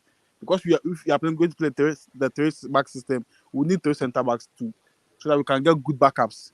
You get it. But if you don't get three centre backs and he'll join the team and he'll play and get good time for us, that's okay. That's okay with me. But I just feel his loan, he'll be an EPL loan will help his development. Look at Gallagher for example. He has been fantastic for Crystal Palace this year because he upgraded to the EPL and played well. You get it. So for Colwill, I trust his development. I believe in his talent, but I feel it will be too early for him to take this big step. Chalobah went on loan at Lorient and other loans in the Championship to build up before he is now with Chelsea and playing well. Even at the point in time, he was not consistent with us. You get it. And now he's being very consistent with us. And now he's playing well. So with the case, we need to give them time. Because when it doesn't go well, it's with the same Chelsea fans that will come back and bash them and kill their career at an early stage. You see, so I feel a loan will be good for him. Like you're saying, when Huddersfield wins today, he should stay with Huddersfield and be there with them. But if they don't win, you say he can join Lampard, and Lampard will develop him very well for us. And he can come in next season or the season after this coming season. They will have him in our squad. That time, Thiago Silva is gone, so he can get much playing time and settle down well. So I fear for talents that come in and they don't get playing time, and now like their career becomes. Look at Ampadu, for example. Look at Ampadu. Ampadu can come in and do a job for us, but look at Ampadu. He's not playing well at loan. So when he even comes back, we don't even have the trust in him to give him more chance. So I would suggest that let's give Cole a development stage. Let him go and learn in the EPL now, so that he can come back as a ready player. Look at his and that is if they win. Yeah, that's if they win. Exactly. Yeah, but because I only see a risk there if they don't win, and we let them continue staying with them. I think there's a risk. No, he will stay with them because rumors came this morning that Lampard wants him. Yeah. Yeah, again, that's fine to hear. SBU, your thoughts? I think the academy approach has been working for us very well.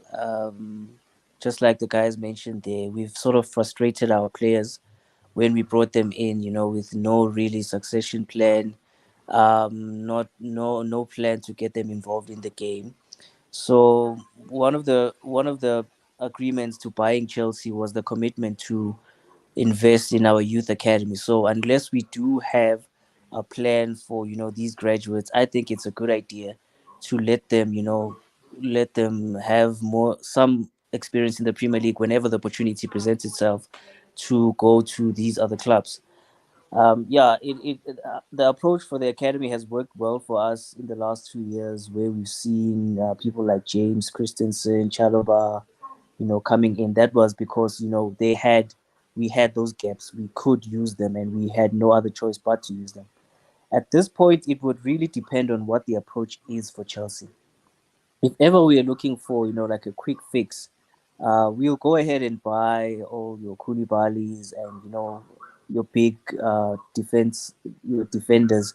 But if the approach is to hang around and develop these players and be patient and trust the process, what people like to say, then you would see into bringing these guys. But it would purely depend on what the leadership want to do at this point. But specifically, let me ask you this: what do you suggest would do with the case of Colwill?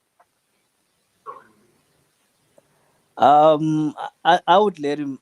I wouldn't bring him in to Chelsea. I think it's way too soon. Let's see him spread his wings more. Let's see him, establish his play. I think it's way too soon to bring him in at this point. He would just be in the way of his development. A good argument right there. And with that, I say hello to my brother Ankit from Almighty Blues Sports Plus. Nice to see you here. Please, if you haven't, do take time to go check out Almighty Blues Sports FC and Almighty Blues FC. Subscribe to his channel. Great content, and that's why we're friends. No clickbait, always objective. And again, believe me, if you check him out, I think you'll thank me later because he's such a good a content producer, if I'm allowed to phrase it that way. Ty, because you haven't spoken, let me bring you all in before I go to LSE. What are your thoughts on what we should do with Levi Colwill, given how well it's done? Some would argue bring him back, let him learn from Thiago Silva and the experienced players. But the question remains, will the kid be comfortable or content with coming and sitting on the bench and not play as many games as you want to? And again, we've talked about how ambitious our academy players has become. Most of them actually do get a chance to represent their national teams, so they feel like they should be playing. They feel like they should be integrated into the force team straight away. And when that doesn't happen, they're not patient enough to wait. They run down their contracts and leave in a free. And you could argue that was the reason why Chelsea, the club was forced to sell a lot of them this last year and some this year. Your thoughts, Ty? For me, I find it as a difficult one because Levi Colwill, like you said, has had an excellent loan in the championship, and he has scored for them on a couple of occasions. So he has been impactful for them. And the thing is, with him coming back in, I don't remember his age really, but I think based on what I was hearing from the persons who were speaking before I came on, if he gets the opportunity to go somewhere, because people were saying that Lampard wants him, but for me, I don't even think that would be sensible to do. And I know that there's another option that people are considering, and that is to allow him to stay with Huddersfield if they win the playoffs to qualify for the Premier League. And probably that would be the best thing because he's done quite well there. And, like you were saying, the adrenaline will still be there. The momentum will still be there. And I mean... So it will be easier for us to tell him, just continue with them. They helped you, you help them make it to the Premier League. You just play with them and you're in the Premier League and he will agree. But go ahead, brother. Yeah, and that'll be the best thing to do for him because then, like you were saying, if you bring him back, he's starting for Huddersfield Town, and for him to go from being a starter to being somebody who has to be on the bench, I don't really know how good that will work because these players these days, they don't think that they should be on the bench at all. They think that they should be always playing, and realistically, you can't play every game. So I mean, it's an unrealistic thing that they believe they need to be playing every game. And I mean, it's unfortunate that that's the way they think. But I mean, at the same time, like this is why it sounds like I'm repeating what you're saying, but I mean you were basically saying that with the fact that some of their the managers of their country, or calling them up to represent their respective countries, it allows them to have this new drive to say that I should be in the team because I need to be continuously chosen from my country to represent my country. And if I'm on the bench, I won't be able to do that. And it's not only in the defense. You see the attack having that attitude of I need to be in my country's team. The 11 to represent the team, and I can't do that if I'm on the bench. So it's unfortunate, but I think the best thing for him, and for to reduce the likelihood of him coming back and being unhappy, is allow him to stay with Huddersfield if they qualify for to come up for that third spot in the Premier League, and then allow him to continue to develop there, because I'm pretty sure he's learning a lot there. And I mean it would be best for him because he's stated that he's very comfortable there and he feels at home there. So it will be good for him, and it would benefit the club as well. Yeah, I do agree with you. I think if they qualify, if they make it to the Premier League, that presents the club with the perfect opportunity to say, okay, stay there one more year. I think he would want to stay on his own, actually, if you ask me. LSC, coming to you quickly, what do you think? How do you suggest we handle, or do you agree with what Ty says, that we just move on to the next topic, or do you think otherwise? Yeah, I have a couple of issues to raise here. You know, although he was playing at the he's currently at the championship. I think a lot of us need to understand that when it comes to physicality in football, I think the championship is comparable to at least three main European leagues. Whether it's the French league, whether it's the Italian league, the Austrian league. So in terms of the physical demands of the Premier League, I believe that Liverpool, is ready to deal with that at this moment in time. And also in terms of the pressure that come from outside, the external pressure that come from, either fans, content creators, always making references to Chelsea not giving academy players the time, to play in the first team. So that pressure gets to the team. It gets to these young players because whether we like it or not, the content creators, especially the big channels, they do have influence on these young players. Some even have contact with them, advising them on what to do and what not to do. So when they start having that pressure of Liverpool not coming in, then they start thinking, you know what, I need to leave the club. I need to leave the club. I understand this. I know this is actually happening. So we have to be careful. Despite the fact that Liverpool is ready at this point in time at Chelsea, I don't think he will be able to handle the pressure that comes with it. The online pressure from fans, just one or two mistakes, and then they send him to the gulag. So we have to be careful. Let him play, at least one more season in the Premier League. I won't mind. I think they are playing Nottingham Forest in their last game or so. Yeah, So today the final. Yeah. yeah, so if they win, obviously they will be in the Premier League. So I want to observe him first to see what really how he fares well in the Premier League. But in terms of just if he was a player in La Liga and doing the business, we won't be having this conversation. It would be a no-brainer. He has the physical attributes for that role, and he fits perfectly well in the Rudiger role as well. So, you know, um, yeah, if Tuko wants him, yeah, I'll support him. So he's up to Tuko. So he's going to be around in preseason. then let's see what he does. So it's up to Tuchel. If Tuchel wants him, I keep him. I'll support him. If Tuchel doesn't, then he can go to Everton, and not send him to a relegation-prone team. So I don't know.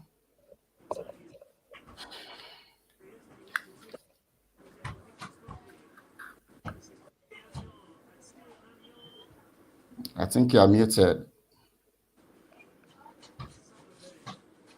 You guys hear me now? Yeah.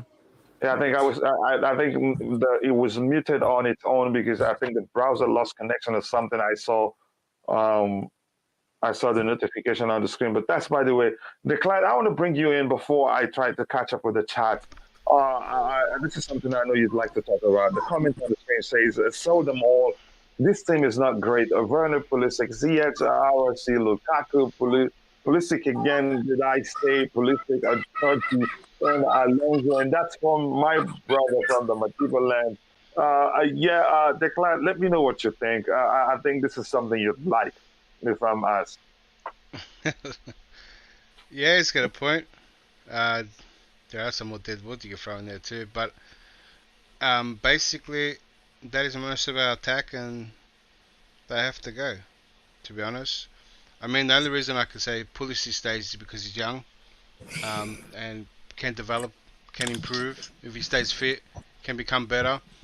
That is potential for him, but the rest, we threw so much money at our attack to solve this problem, and these guys haven't delivered, and they should all go. And I hope that all, especially Werner, Ziyech, and Lukaku are at the stage where they want to leave. Maybe even Alonso might feel like he might not get game time next season, and he goes as well. So, especially at attack, especially those three names that I said, should go. I just hope they want to go too, and I feel like it can be a mutual thing where they're not happy with the game time. They feel like they can do better somewhere else, and they should all leave. And we work on. Here's the thing: attack. How easy do you think it will be in a single transfer window? If they want to leave, they'll make it happen. So if they don't want to leave and you're trying to get rid of them, it's hard. But if they want to leave, you take your losses. I mean, people like, I think Werner and Ziyech, you can probably get the same or more for them. But Lukaku, you're going to take a hit on, and Lukaku will be great to get off the books as well. He's it's the highest earning wage. That does a lot for the long term. But these guys were meant to carry the team, or carry the attack at least. Do you know what I mean? And they've failed miserably. And they're meant to be the leaders of this team because of their age as well. So they've been bad signings. The quicker you get rid of them, maybe Declan, let me ask you this question this way. We're losing about 5 defenders, right? Yeah. And all these names that he mentioned, I think they're all attackers. I can't find the comment again. That's totally like 9 players. And you see the possibility of us being able to replace them and then be able to still compete this coming season. Well, the defender situation, the club didn't choose it. Especially the new owner didn't choose it as well. So that's the situation that's there. But when you're doing a big, almost like Tuchel almost said, a rebuilding, you're replacing all these players and a lot of new faces. It's gonna take time to click. We might not start as well, but you might as well do it now than later on, because in the fear of having too many new faces, right? You're worried about too many new people, but you want to carry the same attacking issues to the next season. Do you know what I mean? Who wants that? I don't want this. I don't want the same problems. We've been carrying that for years, not just one season. We threw so much money at the attack to solve our scoring issue, and it hasn't been solved for how many years? And now we've accumulated a whole bunch of players that can't score. They're not up there. That's it. A simple way to see it. It's a bad project. Someone should get sacked for signing all these bad signings. And that's what we should. And now they got a new owner. Should cut our losses and bring a whole bunch of new people that Tuchel wants, and some more smarter moves. And some hungry. I just want some hungry attackers that actually want to come here and build build a name for themselves. Here's one thing in terms of our attack, and again, in a bit, I'm going to let anybody on the panel to comment because we'll be around. This show will not go as long as the previous Blue Morning shows. We have to get ready for the pregame show. Again, here's one thing I want to say. Again, especially this comment here on the screen that says it's not like we don't create chances. Michael, he's responding to someone in the chat. We just don't take chances. That's the same issue we had before we signed Lukaku. Did Lukaku solve the problem? No, it just seemed as if he made it even worse. So, Declan, I want to get your thoughts on what you think about the fact that we do create chances. The problem is that we don't put away chances. And do you think that is a wholesome change, if you want to phrase it that way, will solve the problem? Lukaku being in the team hindered our chances. If you're just going to ask, we're going to create more. If you're gonna change the game style to having one focal point and it's just all about, all right, we get the balls into Lukaku and score. I mean, that's a very 2 decades ago type of style that people used to play, but not anymore. That's why even strikers have to do a lot more, and that's why you're not seeing these traditional number 9s anymore. But as soon as we throw someone like Havertz in there and we have an interchangeable front three, it's chaos for their defense. We create so many chances when we have that. So why not have that with some people that can score, rather than trying to get Lukaku and try to get some chances here, so we can be so predictable as well, and teams will get pretty good at defending us. So I'd rather take the way we have been playing. Yeah, Lukaku changed the way we play, and not for the better, for the worse, and we saw that evident. I mean, Lukaku also, for me, I feel like he downed tools as well, because he started a lot better, even though the team was winning. He at least put in some effort. He at least tried to play the same way, but I don't think he wanted to run that much, and I don't think he wanted to interchange one. I mean that's the big talking point I brought up, is that you get a player like Lukaku who's been playing the same way for how many years, and you get him in at 28. He's just going to want to play the same way that he's been playing at, that he's been good at. Now you get him in, and you're all of a sudden telling him a whole bunch of new things to do, and he doesn't like it. That's why, that's why he does an interview. That's why he won't play as good. And this is not just Lukaku. This happens if you brought in any other. This could happen with Lewandowski. You bring in someone like Lewandowski as well, and if he's been playing such a certain way, and all of a sudden you bring him here and he has to do so much more, and not to the way he likes playing, he might, at his age too, he might just say, just cruise past, I'm not going to really put in this effort. That's why I don't even want Lewandowski. I want a younger player, a younger striker, a hungry striker, right? That's still building his name, still hungry to show himself on the stage as well, right? And that also is young enough to implement, to absorb what Tuchel's going to tell him. So that's the great thing about young players; they still haven't developed in their way. And now you get, and once you get Tuchel into him, and he tells them he needs this, that, and they'll do it. It's these older players that have been playing a certain way that are hard for them to, just not hard. It's just they don't want to do it, and it's evident, especially big names. And that could be a very Neymar problem too. Any big name that you brought up can be an issue. I just want a younger striker, a younger attacker that's has some great skill and that's going to listen to Tuchel. And even if they're half the name and just can convert, just playing the way the system plays, will be 10 times better than having someone that wants to play their way, an individual that wants to play their way. Sorry. Yeah, Can I I ask a think question? I do. Yeah, go ahead. Basically, what he's saying, I can agree with that. I can disagree with that. He's saying that you can bring in a striker who's older, and then because they've been playing for so long, and or for example, Lewandowski, who would be more experienced in the games, hence, obviously because he's played a lot of years. But it depends on which person you're talking who's young, because you have a lot of arrogant young players who, because they think that they're this flashy player, that they you can't tell them what to do because they know what they're good at. So you have to specify in terms of which young player, because you have a lot of young players these days who have developed arrogance. So I It mean, wasn't. Yeah, I wasn't talking about attitude. More so, it's just the creatures. no, I'm Creatures of just saying that habit. because you Do you know said what I that, mean? If you because if he's young, they'll come in and they'll listen to two because they're still developing. So I'm asking which ones, well, because we that do goes have a for lot any of young player. ones.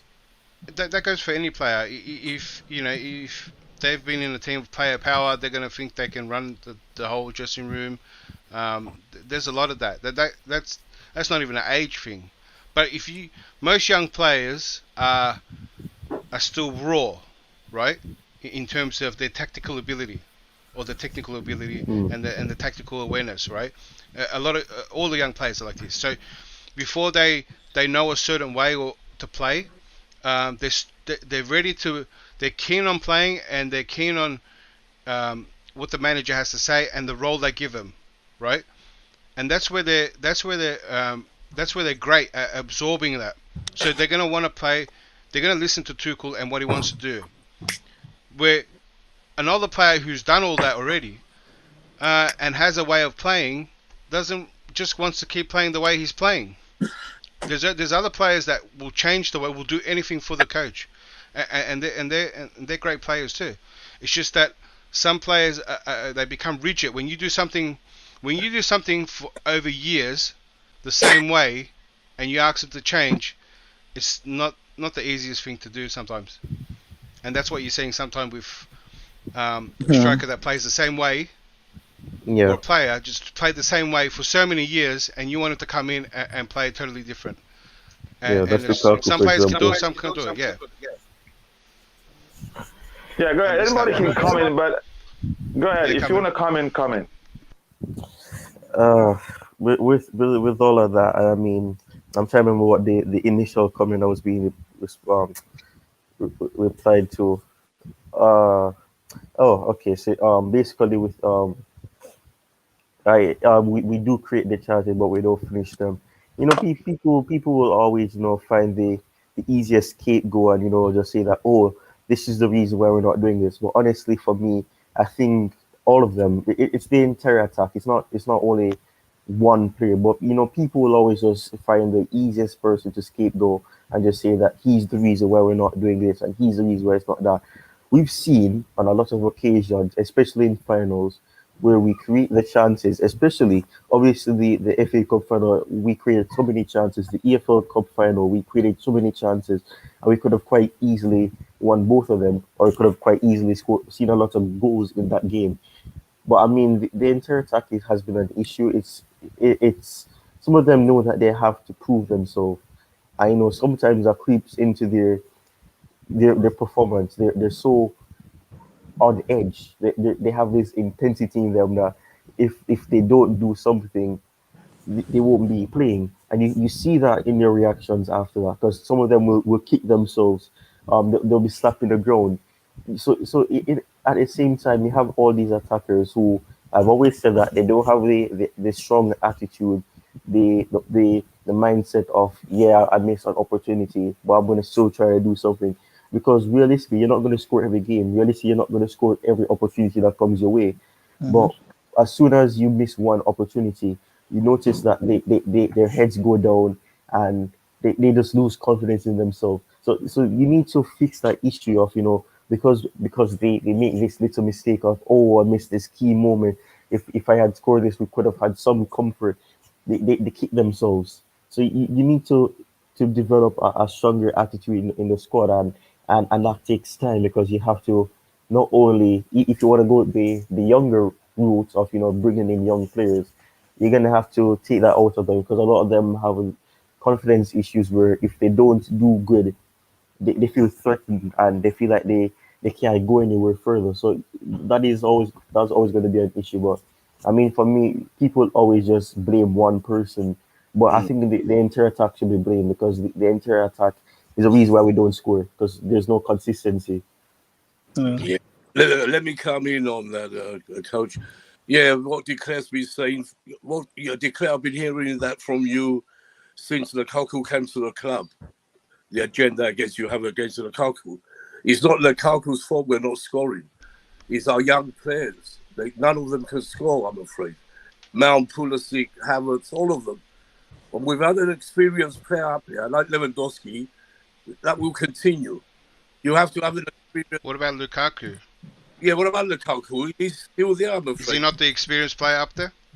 Yeah, he was. He played, what? How many games has he played? No, he still is. It's not was. Finish my point, because I'm getting fed up with you. You're talking so much. It's unbelievable. You actually, this is what you said, Nick. You said, let's blame the young players.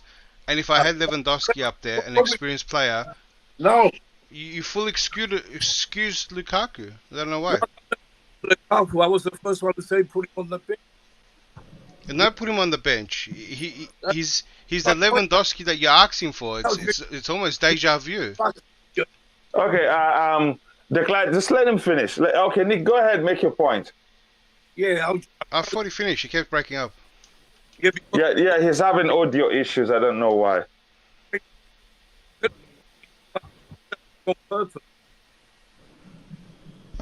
Nick, we can hear you. You might have to go out and come back in. Yeah. Okay. Yeah. Let's start answering this question here.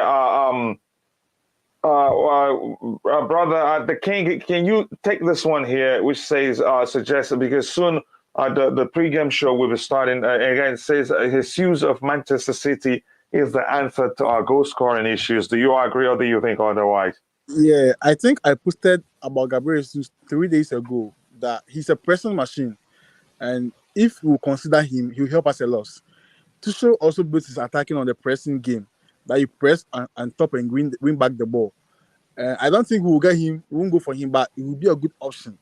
And guys, you see, I've been listening to the Lukaku chat, and honestly, we have to ship Lukaku out. That is what is going to help us. It's his fault. It's not his fault in terms of Lukaku cannot even play the ball anymore. He's always doing the hold-up play, and that one everybody can do it. All balls to Lukaku, and we are limited in creating chances. And he scores some, and he misses a lot also. We got Lukaku for goal scoring. And look at this situation where our strikers, our midfielders are not even feeding Lukaku again. Lukaku is not even fed by any of our midfielders. Only the fullbacks try to feed him. And he's not even getting any service from the midfielders again. So he can't play the ball. He can't link up play. He doesn't understand the formation that we are playing. He's only built for counter-attack and 3-5-2 formations. And it has been a wrong buy. So how we can get him out of the club, we should try. He's also being a negative guy. Like he spoils dressing rooms. Like he has that negative vibe.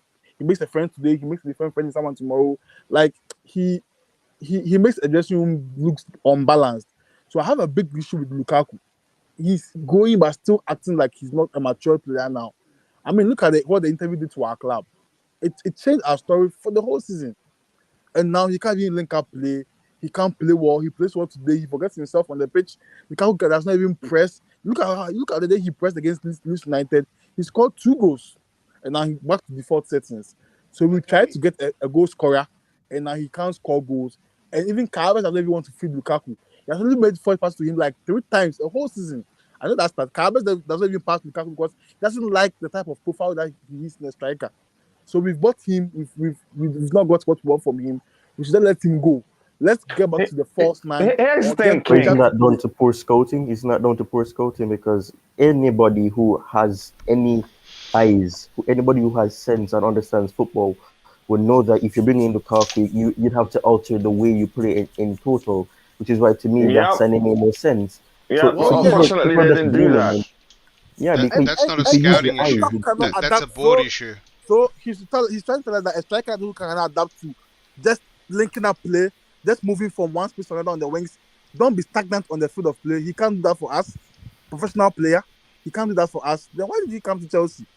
You see, so if it's not working, he should because he just go back didn't. to where he came from. Oh my gosh, man!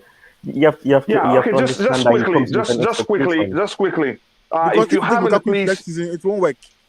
Yeah, if you haven't, please, and you're watching, please take a second to like the video. We have just 75 likes. Let's try and get it to 100 before the show ends. 100 at least. I wanted 200, but okay, let's go for 100. And also, if you want to participate, even if you're on the panel, go to the chat and type thank you, Roman, to get a chance to win $50. Wherever you're watching from, if you want to participate, you have to be in the chat. It was a promise that if we have up to 100 people watching, that we would do a giveaway, and we've had 100 plus people for a long while before it dropped to 81. Take some time, please. Also, like the video while you are it. Type it like this. Thank you, Roman. Each word starts with a capital letter to get a chance to win $50. And if you have a PayPal, then you can get the prize money today, as soon as in a few hours, maybe after the game. But if you use Western Union or MoneyGram, then you get it by Monday. So go to the chat, type it like this as you see on the screen. Thank you, Roman. So I'm going to quickly, we're going to be taking the question one by one because we're nearing the pregame show. Again, this one here, before I go to this, I'm seeing this one here. I'll get to it in a bit. I'll bring this one to you. Let me bring it to you, LSC. It says, Broja ain't ready for a full season, in my opinion. Goodness, okay, that's a conversation they're having, but it caught my interest. Mind you, I'm talking about Premier League and European games. I think if you ask me, the kid has proven that he can do it in the Premier League, which means he can do it in the European League as well. LSU, quickly just take a minute to give us your thoughts so that we can address all the comments or inputs in the chat. Yeah, so it's not ready for a full season. Yeah, that could be, I could see some sense in that. It's a young kid, and the enthusiasm, might be high, and the hype on him, and also the desire for us to see, our academic players making it through to the first team. So we shouldn't allow that to blind us, into making irrational decision. I think I heard someone talking about the sporting director earlier on and all of that. So with the new owners coming in, what would be the role of that Daniel Fickelstein guy? Because I heard he is a data guy. He's supposed to be the person to predict who we are to buy or not. So No, I'm not sure. I think he's an on-board member. Yeah, so he will just teach. He will work hand in hand with the sporting director on data analysis and stuff like that. But you have a major say in the club running. Yeah, that's why I know.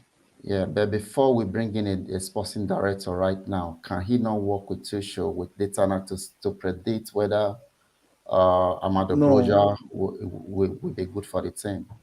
Oh, with data he can, but not he's not.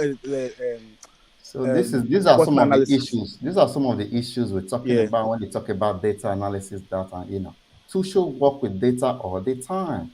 You hear him talk about the volume of the player, the volume of the play, the minute ratio and stuff like that. Yeah, Tuchel is a numbers man too. He's a numbers man. That's what I'm saying. He's a nerd, So, that's why this talk of data, is getting irritated sometimes, So I want to see what happened in preseason. Preseason is going to be a major determinant to see whether Broja will be in. And also, if Broja happens to be in the first team, I don't want to hear any content creator, any YouTuber, Twitter giant, Twitter warrior screaming, of him not playing, of him not having a game time.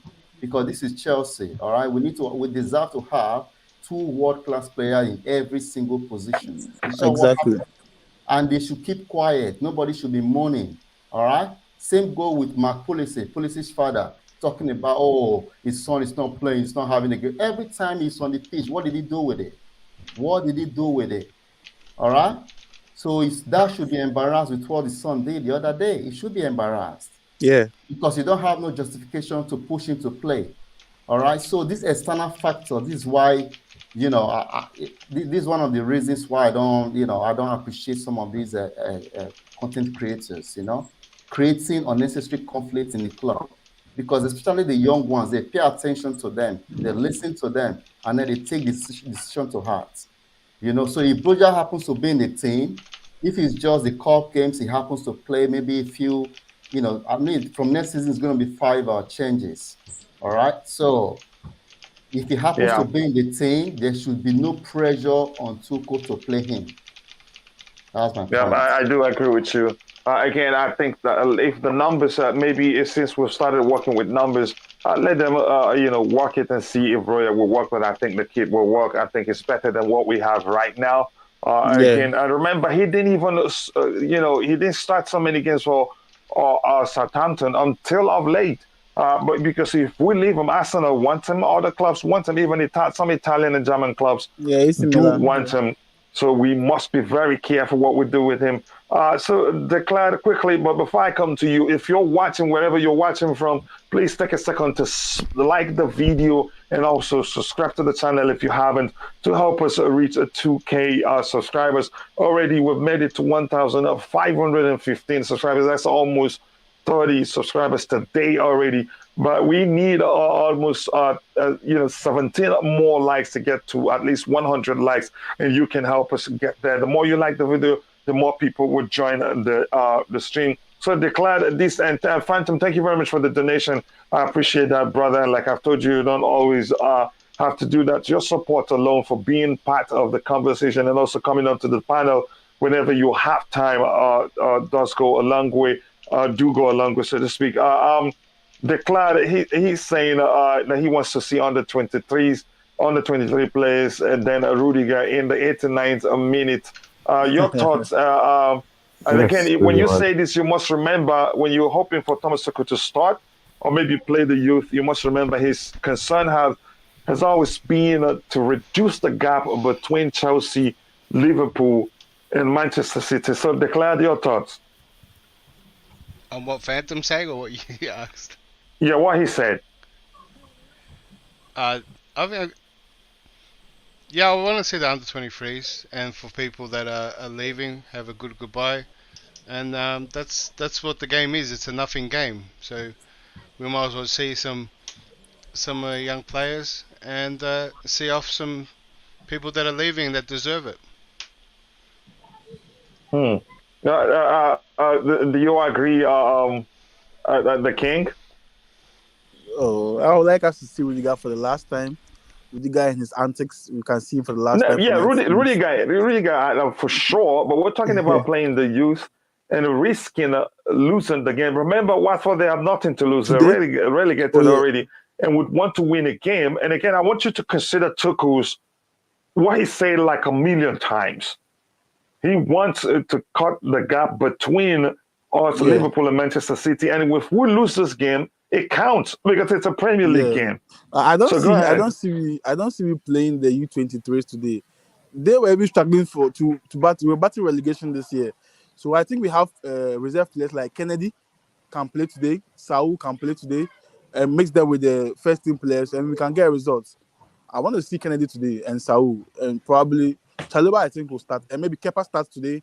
So we blend them with those who are also on the bench, and we can get results today because there's nothing to lose today. I think Kennedy should start today. I would like to see Kennedy today at the left back. I don't know with Kennedy. I don't know his future with Chelsea. I don't know if he's going to be sold or loaned again. But I would like us to see him today and see what he can do. He's given the chance, and we can give Sao a good goodbye today too. And those who are also leaving can also start so that we pave them farewell today too. Yeah. Yeah, I agree. I agree with you. Tobago, tell us what you think. Yes, to be honest, we need to play the players that were not given a chance this season. Like as the panel said, Kennedy, Saul. Hopefully, one of the youth players can come in and just get. I want to see Kepa also because like he hadn't given enough chance to prove himself. But anyway, it's the final game. I just want to enjoy the game. Hopefully, we win for the fans because like our home form is embarrassing. We have to win. Yeah, it's been awful. So you must consider that too. So Thomas Tuchel would. This is an opportunity for us to change that. So why risk it? That's what I'm arguing. And again, I thought Declan was going to be on my side on this one. Unfortunately for me, he's with the enemies. I'm on But your side. I'm on your side. yeah, I'm on your side, Couture. yeah. I think Go the ahead, blame Side. Please let me know how you're on my side. I want to know. I mean, because you said I know it's gonna say this as well if I got the chance.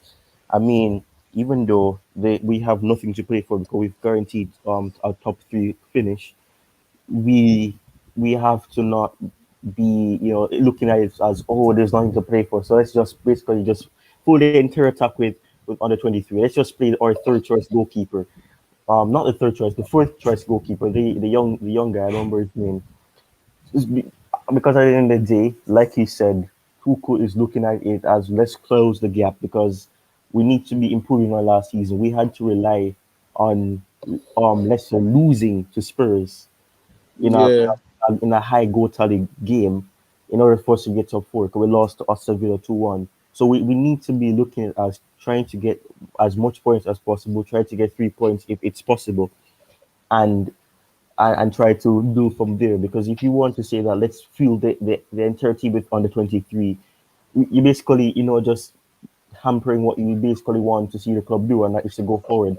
So try to look at it from the perspective that you can add in a bit of under 23 players, but you can't be saying I want to see the under 23 players because that in itself isn't the right way to look at it because he wants to close the gap and he always considers Man City in particular as the benchmark. That's what he loves to say, the benchmark.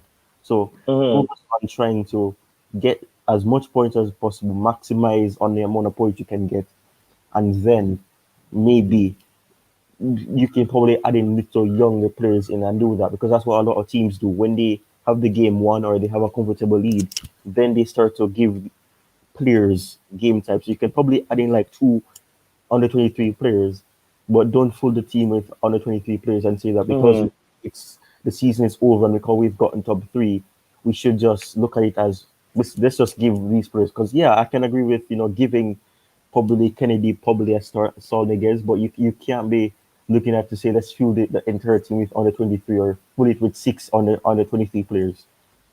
Yeah, I think I agree with you. Before I continue, I want to say if you want to participate in the giveaway, this is what you type: hashtag thank you Roman. If you have, we have 10 entries right now, as you can see, but this is what you type to participate.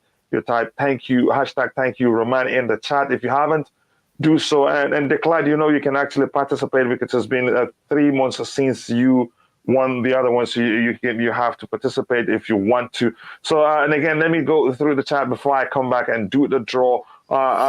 Here, Limitless say Lukaku will come good next season. I hope that happens because I don't see us finding because I don't see us finding a buyer the way it is. Again, we're practically stuck with him, so we should be praying that it works. Goodness says, Glenn, trust me, Broya is ready. He would be more confident playing in a team like us. Just watch. I think that would be the case. Nick, you need a better internet. Maybe that's the case. Goodness, I want him to get some minutes either way, slowly integrate him into the team. I think that will be the case. He won't start every game. He will be rotating with someone else, but he's good enough to be in the team. That's my argument. Is Broja is coming back to stay, or will Chelsea loan him out again? If Chelsea loans him out again, chances are he leaves the club because he's already, so we're better off selling him and putting a buyback clause, which is what we've learned to do recently, because if you take the chances, he will run down his contract and leave on a free. So we don't want to risk that because he's such a talent. Arsenal wants him. Southampton wants him. And some clubs outside the country want him too. Lukaku would be fine next season. I hope that happens. Like I said, if it happens, I'll take it. Jesus is 9 or false 9. I think false 9 mainly, if you ask me. And he can also play on the flanks. I don't want to talk about Lukaku anymore because, I think we should stop talking about him. Lukaku just had one season. Again, when you're paid that much money and when the club spends that much money to sign you, you'd better hit the ground or running, just like Diego Costa did. Now he's ready. Now, okay, yep. And then again, good to see. Then let me see if there's anything to address. How many of you have been down Copper Mustafa Bridge to know these players? That is upsetting. Change the room exactly. So we must be careful how we talk about that. Again, this is what you that's type. assumption, man. That's assumption. Yeah, that's assumption. Yeah. You type. Yeah, what you type, you start #, #, thank you, Roman, to participate in the giveaway. Wherever you're watching from, you have to be with us in YouTube to participate. Too slow. Few Premier League defenders will catch up with him once he gets to full speed. Are you talking about Broya? Broya is not that slow for me. Lukaku will be fine. Everybody seems to believe that Lukaku will be fine next season. Yeah. It was about Lukaku. Yeah, somebody said that. Like, I think it was Phantom said that he's too slow. He's too slow, so he can't do it. I mean, True Blue said something true right here. He played more games than him, and obviously Drogba was injured too. And in his first season, he scored 16 goals, and Lukaku's on 15 now. So I mean, no, but that's not the case. The case is that can he fit the system which wants to play again? That's the big issue. Exactly. That's the most important point. That's the most important thing. And it's It's not about and it's you too hitting good. Lukaku. what is the certainty that this is the long-term one? I'm not saying he's going to become a quarter-attacking team because that's Lukaku's personality. No, But even in the he said fallback system, clearly- can he link up play? That's the thing. I think King makes a good point. Even if he stays, you and I know how stubborn Tuchel is in terms of switching up the system to accommodate any player. To accommodate anybody. Exactly. So it will be in the best interest for Lukaku himself, if there's any way, to find another club where he gets a chance to play and where the manager will be willing to change up things to accommodate him. Because if he continues like this, there's no guarantee he plays as much games as he would want to for him to be called up for the Belgium national team assignment. So you get the argument. So I'll bring in LSC to say something about that in a bit. So it is for his own good. It is also for the Tuchel's own good and the club overall, because we've seen it doesn't just fit the way the man plays, and it wasn't his signing, no matter how you see it. Yes, Lars, I'm not saying he's going to be bad. I'm talking about 60+ games on a high level. That makes sense now. Where is Neymar? I'm not sure who's talking about. Okay, Neymar is asking. Yeah, again, we are so quick to jump on players to get them out. We act like a reminder to players. Well, again, like I said, I've mentioned before, when you spend that much money on a player, you expect them to hit the ground running immediately. But again, True Blue did make a point. I think he's in the same number as Drogba in his first season. Hopefully, he does better next season. But there are things we see that we didn't see in the case of Drogba. Drogba didn't, you could argue, didn't miss some, what you could call open goal chances like he's done so far. But that's, by the way, again, thank you, Roman. Exactly, that's what you type. If you want to participate right now, we have 11 entries. If you want to be part of it, you should. Declare you talk so much rubbish. You're like the rest of them, so much agendas. That's it's a red flag, But that's right. Just leave them. I think that's how they fight with Declan. And again, I think Declan knows how to wind him up. If you ask me, that's the way he is. And Nick can get mad easily. We need to be, for Darwin Núñez and Dembele on a free move. Big Rom and Captain America again. Big Rom and Captain America. Again, I'm not for the Dembele signing. Why? Because I don't think the club will even consider him. They may well do that and opt to do what Bobby suggested yesterday, use a PR strategy to get people to look beyond that. But it was, it will be a PR nightmare if you ask me. Frankenstein is going on PSG. Sorry? Mbappe wants him at PSG because they basically made him a board member now, Mbappe. So he wants him. I like that word, board member. He's a board member because he has the right to see who gets sacked, who is brought in, which players are coming in. So he basically is a board member now. Bad, man. But sorry, is that true? Yes, it is. It's 100% I thought it was funny though at the beginning, but I realized it is true. And La Liga complains about it. It's 100%. I thought it was bogus, but it's actually the truth. He has to say in decision making at PSG. I mean, wouldn't that affect his career as a young boy? I was wondering, but anyway. He's gonna become Before I go to buy LSC, Arsenal soon. He's gonna be able to buy Arsenal in 5 years. On this point, before I go to LSC, Declan, what do you think? Sorry, I missed the point. I'm a little distracted. What they say that they basically PSG basically made Mbappe a member of the board. I didn't hear anything like that, but PSG do crazy things. Just like one of them I mentioned before, making Neymar the ambassador for the World Cup because of their Qatar connections. I mean, PSG will do anything to try get around FFP and to try, because they're paying a crazy amount of money, so they'll do anything. So if he's a part of the board, I'm not going to be too surprised, but it does sound very far-fetched. No, but it's not confirmed as it, but the rights that he has now, the roles that he can now play in the decisions of the club, he's basically a board member because those are the things that board members do. He can decide who comes in, who gets fired, who is sold. That's basically what a board member does. Make those decisions on transfers, decisions on ownership and not ownership, management and things like that. Actually, sorry to be off topic, but Dembele to PSG won't go through. If Dembele is serious about football, he would come to the coach that made him what he is. But it's not that simple. There are other issues, I don't know how else to phrase it, but I don't think he will work at Chelsea Football Club. Again, I want to do the draw as soon as possible so we can round up the show and prepare for the pregame show. He asks Phantom if Tuchel wants him. Get him. That's a chance the club will go for him and then find a way to get people to look beyond his disciplinary issue, the racism role issue, which is what I think will be. Probably you could argue one of the reasons why the club decided not to go for him when we had the opportunity to do so during the Geneva, even before the sanction hit, to round off, to get an agreement in place with him, and then he comes in the summer. But we didn't do that for some reason, and nobody told us. Lukaku will not come good. Some people will argue that I would like him to come good because we're stuck with him. If we find a buyer, fine, it will be good for him, good for the club. Kingsley Coleman, Torres, Lewandowski, ideal Chelsea team. Again, that's quite a list. I think if we start trying to sign everybody that we've talked about signing, then we'll be in trouble with the FFP. Why don't you go on that?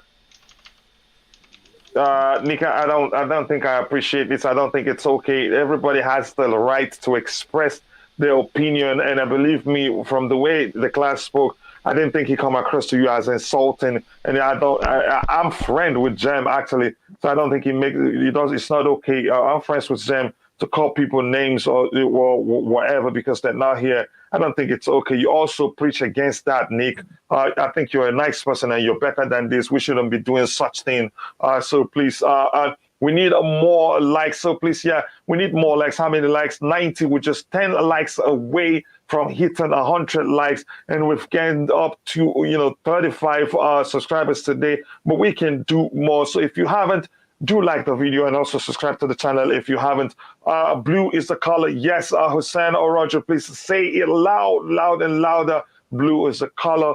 Right now, Europe is blue. The world is blue because we won the Club World Cup. Europe is blue because we're still the current European champions. That hasn't changed. So please, if you haven't, like the video and subscribe to the channel if you haven't. Let's go, Chelsea. Yes, we'll do it today. Declan Tuchel was advised to be careful as Lukaku had thigh muscle injury. We started our season before Italian league begins. And again, that's the way to respond to arguments. It's not a fight. If somebody says what you don't like, present your counter argument, and then we'll all be civilized about it so that nobody comes across as insulting to the other. I don't condone that at all because it's not okay. Is winning English champions a trophy? Yep. I'm not sure. Declan, is that a trophy? Winning the championship, do they get a trophy? Yeah, they do. So it's a trophy too. Again, says with your brother. So this brother here must be from Switzerland. Again, thank you, Roman. There won't be spaces. You see on the screen, this I'm highlighting here. You see it? That's how you type it. No spaces. capital T, capital Y, capital R, all one word. That's how you do it. True Blue. So Tuchel is part of the medical team. Again, that's how you have a conversation. Just don't come across as, present argument, present counter argument, and we'll be civilized about it. If he's injured, he's injured. He's played 7 or so games from the start.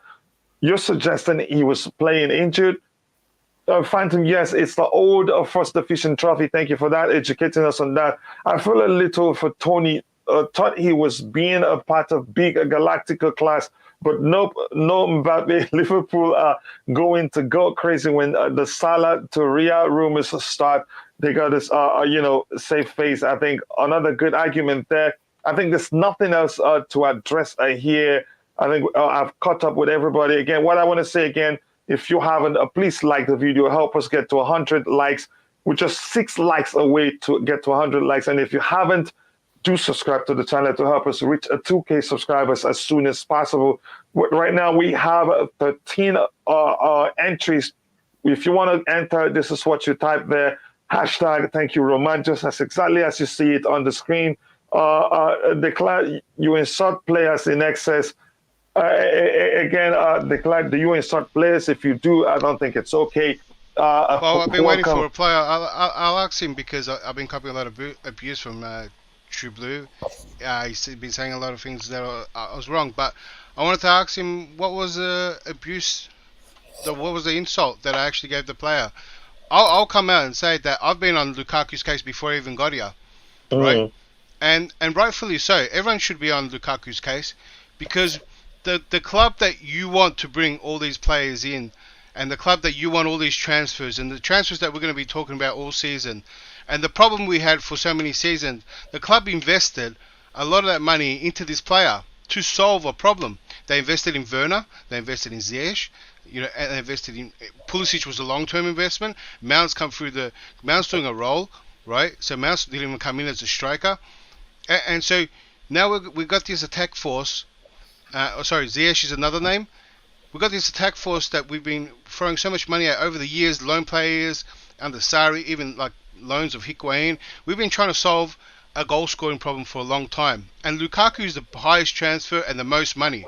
We threw the most money at something that was the biggest problem. So for people to have this different standard on Lukaku, right? And he comes here and also starts well, which True Blue said that he had a thigh injury, right? So he reckons he's playing injured, didn't have a pre-season, but had a pre-season for Inter Milan. Lukaku had his best games when he got here. It's not even a coincidence that he does an interview, has a bad reaction, and then doesn't want to play no more.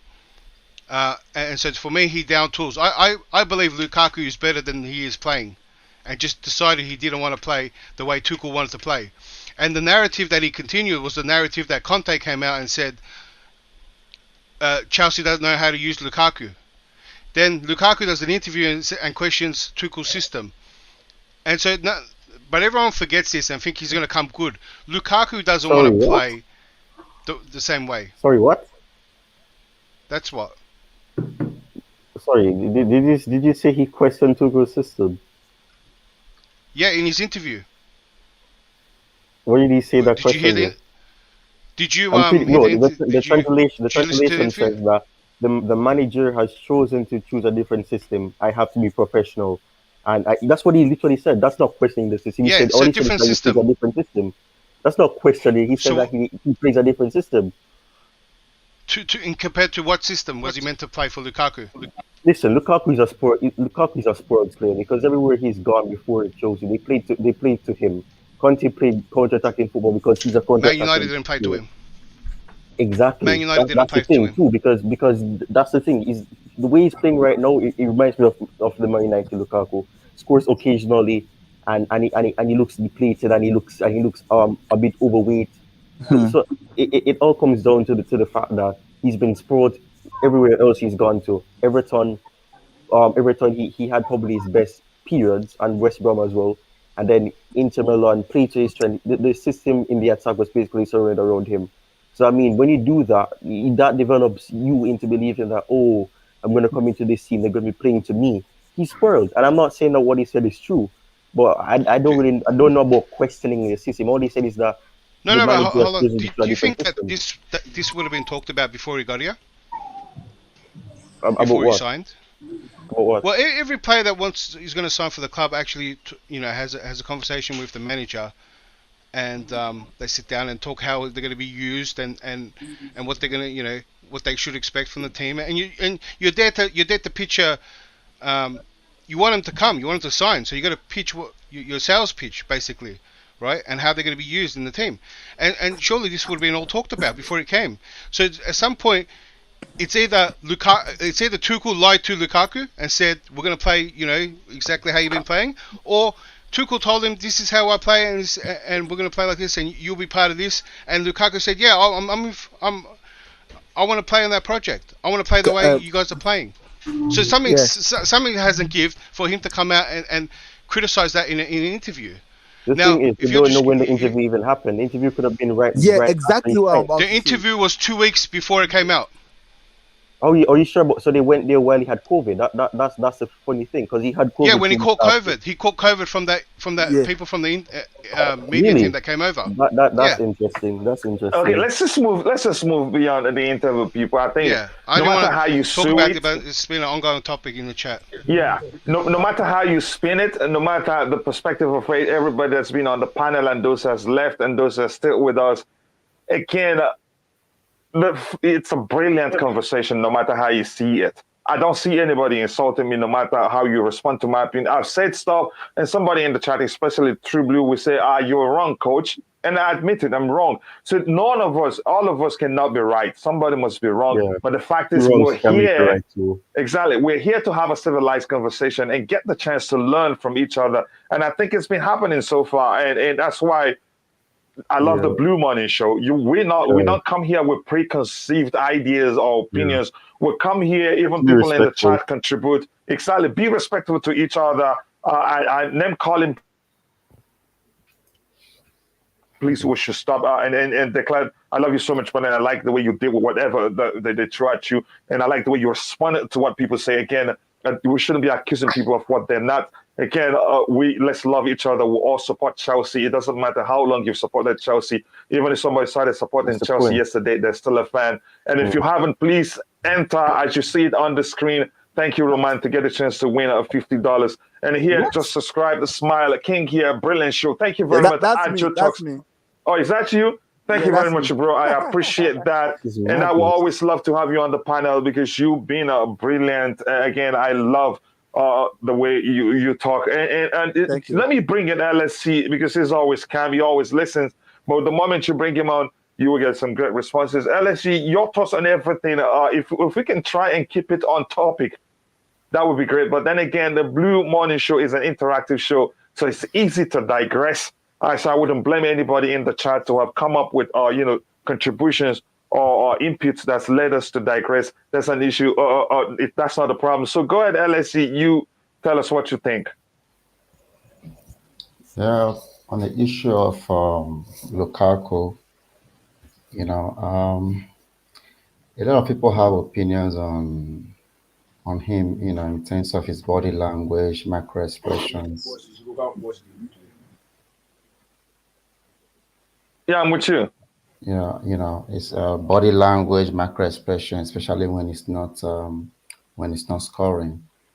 It tends to looking from the outside. I can understand why people will say, it's destabilizing the dressing room, even though they have evidence to back it up or not. But things like,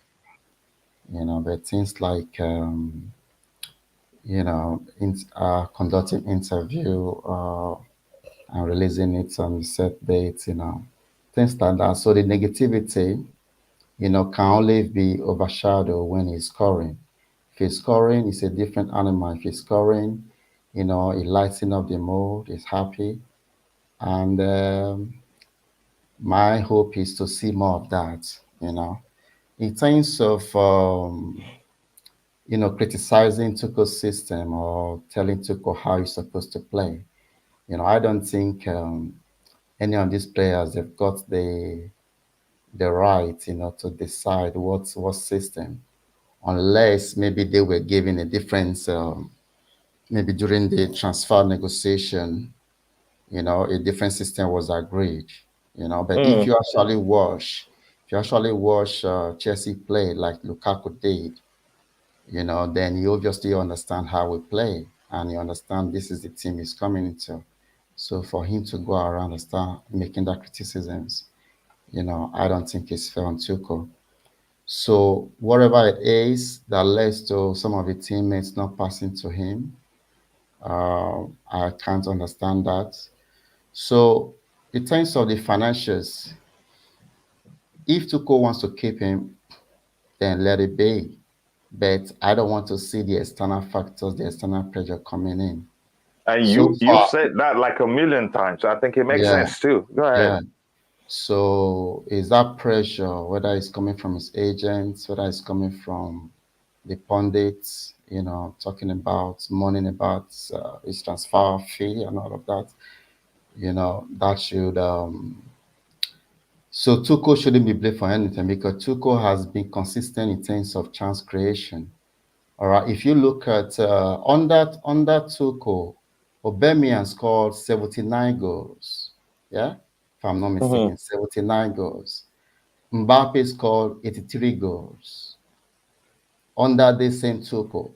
And if you look at the chances that we create and miss, was it Graham Souness was talking about if we had a very good striker? I think it was if we had Ronaldo, something like that. Ronaldo, something like that, yeah. That it can get us back about 50 goals a season. All right. You have Neymar scoring like 51 goals under the same manager. Even Di Maria scoring like 36 goals, something like that. So it's crazy, man. So we just need a good personnel that can come in, and do the business. So yeah, this is not an issue of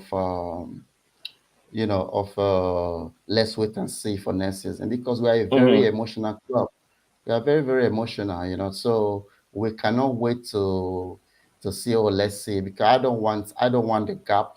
I don't want the gap to increase. A lot of people were talking about playing the youth, playing the youth and all of that, In my heart of hearts, I want us to win. I want us to win. And I don't want Tottenham, convincingly. I don't want Tottenham to have the same point as us. It doesn't. And now they are going after Paul Torres. Tuchel is going to do Conte is going to do the business with Tottenham, man.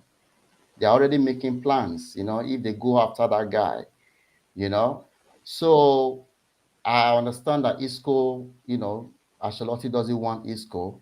Why don't we bring him in? Tuchel need personnel that have done the business, on a big level, on a higher level, And then we also need to mix it up with unknown names. So this talk. So please, if you're not talking, mute your mic. We can hear you. So this talk of market signings and all of that. So far, I don't see anyone unless you're going to call Darwin Núñez a market signing, or maybe unless you are bringing in Neymar. I've heard a lot of talk about that, because he worked so well with Tuchel and all of that.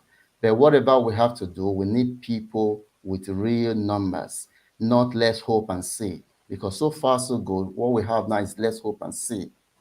All right. Yeah. And they keep putting pressure on Tuchel. That guy has been doing a magnificent job. I don't see anything why we shouldn't be celebrating 4 trophies this season. Yeah. Just quickly, let me catch up with the chat and do the draw so we can go into the final segment of the show and round off and then take a break before the pregame show. If you're in the chat or wherever you're watching, if you want to join, participate in the giveaway, you have to be with us on YouTube. And this is what you type. You type # and thank you, Roman, the way exactly the way you see it on the screen. And if you haven't, please, we have just, I think, how many likes to get to 100 likes? I think just, sorry, my screen is frozen right now. I think, let me see. We have just about 2 likes to get to 100 likes. And if you haven't, we've gotten almost 40 subscribers today. If you haven't, please also, after liking the video, do subscribe to the channel if you haven't. Nick says, this so-called Chelsea fans like to slander our club. They want our players not to succeed. so they can talk rubbish. Again, Nick, I love you, we're friends, and I hope you don't see what I'm saying now. It doesn't come across as insulting to you. The truth is, I can accuse you as I can accuse you for such too. The way you talk about Tammy Abraham, or the way you talk about, you could say, yeah, Declan Rice isn't a Chelsea player. The way you talk about him, or the way you talked about Mason Mount after he missed a penalty. So we all sometimes can come across as if we're slandering players, but I can assure you, Declan, the way he's spoken today, hasn't slandered any players. He's just speaking his opinion. He's just presenting his opinion. Your job is to present a counter opinion if you think what he's saying isn't right. I think that will make it an even better conversation. I know you're a nice person, and I know you're better than that. I know you're so passionate about Chelsea, and you've been a lifelong Chelsea fan, so it's easy for you to get, let me say, pissed off when somebody doesn't agree with you or say something you don't like about Chelsea Football Club. But again, you're a legend. I love you, but I must let you know I can also accuse you about this thing you just said on the screen. And I think True Blue will be my witness. The way you talked about Mason Mount after he missed the penalty, because emotions were still high then. You probably didn't know you were slandering him, all the things you said about him. But that's, by the way, again, if you want to participate in the giveaway, this is what you type, #. Thank you, Roman. I'll do the draw once I'm done going through with what we have in the chat. And this made me laugh so hard, I just had to cover my mouth of Glenn saying, oh, LSG. I heard Kurt say that, let me bring some. No, I didn't say that. Please, God forbid. I don't do that. I'm not even a cigarette. My wife stopped me smoking actually a million years ago. So I don't even cross that alone. The most I would do is a bottle of beer. Again, with or without Lukaku says, Pac-Man SA, we looked dead in front of goal. That's the truth. I don't know why people are singling Lukaku out like he's the cause of our goal scoring woes. I think he isn't the cause, but you could argue he made it worse. We brought in him to help us solve a problem. The problem got worse in the sense that whenever Lukaku is on the pitch, again, that has changed a bit. That was especially true after he returned from injury. It just seemed as if the primary responsibilities of our midfielders and our wingers was just to put the ball into the box. And then he got injured. I think before he got injured, that happened. And then he got injured. We learned we actually have a more fluid attack in his absence. We create more chances in absence. We can score more goals in his absence. So he created more problems for us than he can solve. So let me see what he says. Fade Samuel Emmanuel says Neymar come to Chelsea. I think we can all agree from all the things we've considered, and that's why I love the Blue Morning Show. Again, we don't come with preconceived ideas or opinions. We come here to talk about something and come to a sensible conclusion, especially Declan and also LSE and also who was on some other. I think he was SD was name that was on the panel. We'll learn. Yeah, it's not easy. It's not gonna be. It's a difficult ask. I don't think that will even happen given his salary, given that he's tied to so many brand sponsors and all that. His behavior and all that. But on the side of his behavior, I can say we can deal with that because he's matured more. But there are some great points that Declan made. He's going to struggle in the Premier League, and we'll start diving again to get things to go his way. But that's, by the way, yes, we're Chelsea and all that. Let me see if there's anything else to address here. If not, Pac-Man SA says Mount does cost the club a lot. You cannot blame a true blue. I don't blame Mount in anything. I think the kid has been great for us, and we must remember how old is he. He is, and check his numbers. Numbers don't lie. He's actually been brilliant for us. You must not forget how many chances he's created, how many goals he's scored. You must not forget he had an assist. He assisted the lone goal that won us the Champions League. I think we should be careful when we criticize him. Remember, he's still young. He's still improving. And I think it's not fair the way we call him names sometimes or just critique him unnecessarily without looking at his numbers. Yeah, this one says, the cloud rattled Nick Blue. I don't think you should. Please don't call somebody hypocrite. I don't think that's okay. We try to avoid calling people names here. If you say he wind Nick up, which Nick also does, Nick does know how to wind people up to get them talking. It makes the show enjoyable. But then again, we shouldn't. We should try the best we can not to insult people. Werner scored 27 goals in Bundesliga. So what? Let's stop blaming players all the time. The system stinks. Again, you could say, yeah, the system is partly to blame for the poor performance of some of our players. And when we've switched up performances, we've seen somebody like Hakim Ziyech to be on fire. Even Christian Pulisic himself put up some great performances. But that's, by the way, Neymar have to take a pay cut to come to Chelsea. Even at that, there are other things that could be an issue. Pac-Man, I like Mount. I do love Mount. His energy is also one of the main reasons why Tuchel keeps playing him. Even when he is mentally tired, if you field him, he still give you 150%. You still see him commit to the cause 150%. Though the final the decision making will be an issue because he's mentally tired. And when he had that issue this season, but after getting some rest, he came back even better. I think Mount is Chelsea future. If you think he says.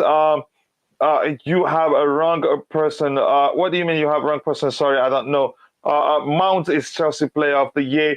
I haven't heard that myself, but the thing is, I love the kid, and I think he is the future for us.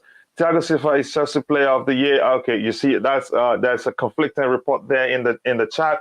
Now let's do the draw so that I will soon end the show so that I can prepare for the pregame show, which starts in less than an hour. But I think we still have time to round off the next topic we have here. So I'm going to go back and say, start collecting again. It's just 3 people now. Other people have all gone. They're not in the chat. Maybe I don't know whether that's the issue. So if you want to participate still, this is what you thought. I think I'm just going to go ahead and do the draw. What do you think, Declan? Is I made it? Yep. I'm cruising. Whatever you want to do. Okay, I'm just going to go ahead and do the draw in a bit. I'm not sure why we have just 3 people. We had around, should I say, it was around 16 people there waiting for the draw. So I'm just going to do it. The luck of the people that are still there. Let's do this. Just try again back. Try again collect. Just do the draw. Let's see. It's just between 3 people I see.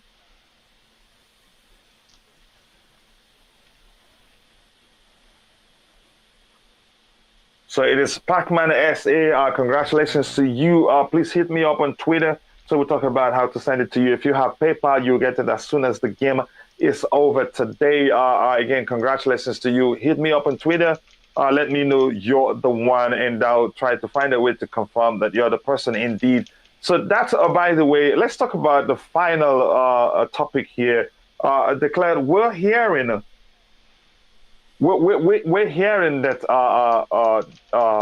Tchouameni might be headed to a different club and not Chelsea Football Club. How does that make you feel? Do you think it's true, or do you think we still have a chance of signing him? In a weird way, he should be. A lot of clubs should be in for him. I mean, everyone should say, there should be a good reason why we're after him and why every club should be after him. So it's not surprising that he could end up at another club, and probably fair enough if someone gives him a better project than what we're happening, because I think something that might hinder us is the fact that we are getting a whole range of new players. But at the same time, if the new owner is spending big, that is also appealing to some of the players that might be coming in and see that we're spending a lot and we're very serious. So it can go both ways. So it's all going to come down to how well we can sell to Tchouameni. And another thing that might be an advantage is that if we've been trying to buy Tchouameni for a while now, which was also reported, then that gives us a lot of leverage. That we've been building a foundation on this on the transfer, so that helps immensely. when it comes to things like that. When a lot of clubs are in for him, and you've been in for him for years. Mm. Yeah, I do agree with you. But the question I want to ask you: if we do miss out on him, what other option do we have? And to answer this question quickly, I'm not sure why. Maybe I took too long, or maybe every other person that was supposed to be part of the draw became inactive and it didn't pick them up. I'll do a research on that. But again, we'll still do another giveaway tomorrow. So I'll find out why that happened and make sure it doesn't happen again. Apologies for anybody that had entered and then not see their name during the draw. I'm not sure. Again, I'm not sure why that happened. So declared. What other option comes to mind that would be as good as him? And do you think if we eventually get him, if yeah, I don't know if that will still, if we get him, does it count as a Marquee signing? Depending on the fee. I mean, if you paid over 60, 70, and we had to push for 80, 90 just to win his signature, then yeah, you're looking at a Marquee signing. I think the fee is what's going to determine someone's a Marquee or not. In Tchouameni's case, in another case, it'll be the name. If Lewandowski came for a smaller fee, then that's a Marquee signing for a big name. But if we throw a lot of money at Tchouameni, yeah, you can say it's a bit of a Marquee. That's a bit of a statement signing for the transfer window. Yeah, again, thank you very much for that input. And I want to apologize to everybody that entered and did not see their name during the draw. I think maybe after setting it up, I think it took too much. Maybe I shouldn't give it too much, leave it out there so that it doesn't lay dormant for a while. Maybe that was what caused it, but we haven't experienced this before. We'll do another giveaway tomorrow. At the moment, we have 100 plus people watching, and that's the rule. I would do that for a while. There's a budget for it, and we'll exhaust it before we stop. And let's see, coming to you, what do you think about the fact that we're hearing, I think it's true actually, because he's such a fine player. We had an opportunity to sign him this last season. Why we didn't go for it is what I don't know. I think it was True Blue who had a very good explanation as to why we were not able to sign him. Your thoughts on the situation right now, given that he may well go to some other club and not come to Chelsea? Yeah, I won't be surprised if that turned out to be the case. I won't be surprised at all because we still haven't concluded with the ownership of the club, And like I said, I'm not even expecting any transfer until maybe late June, July.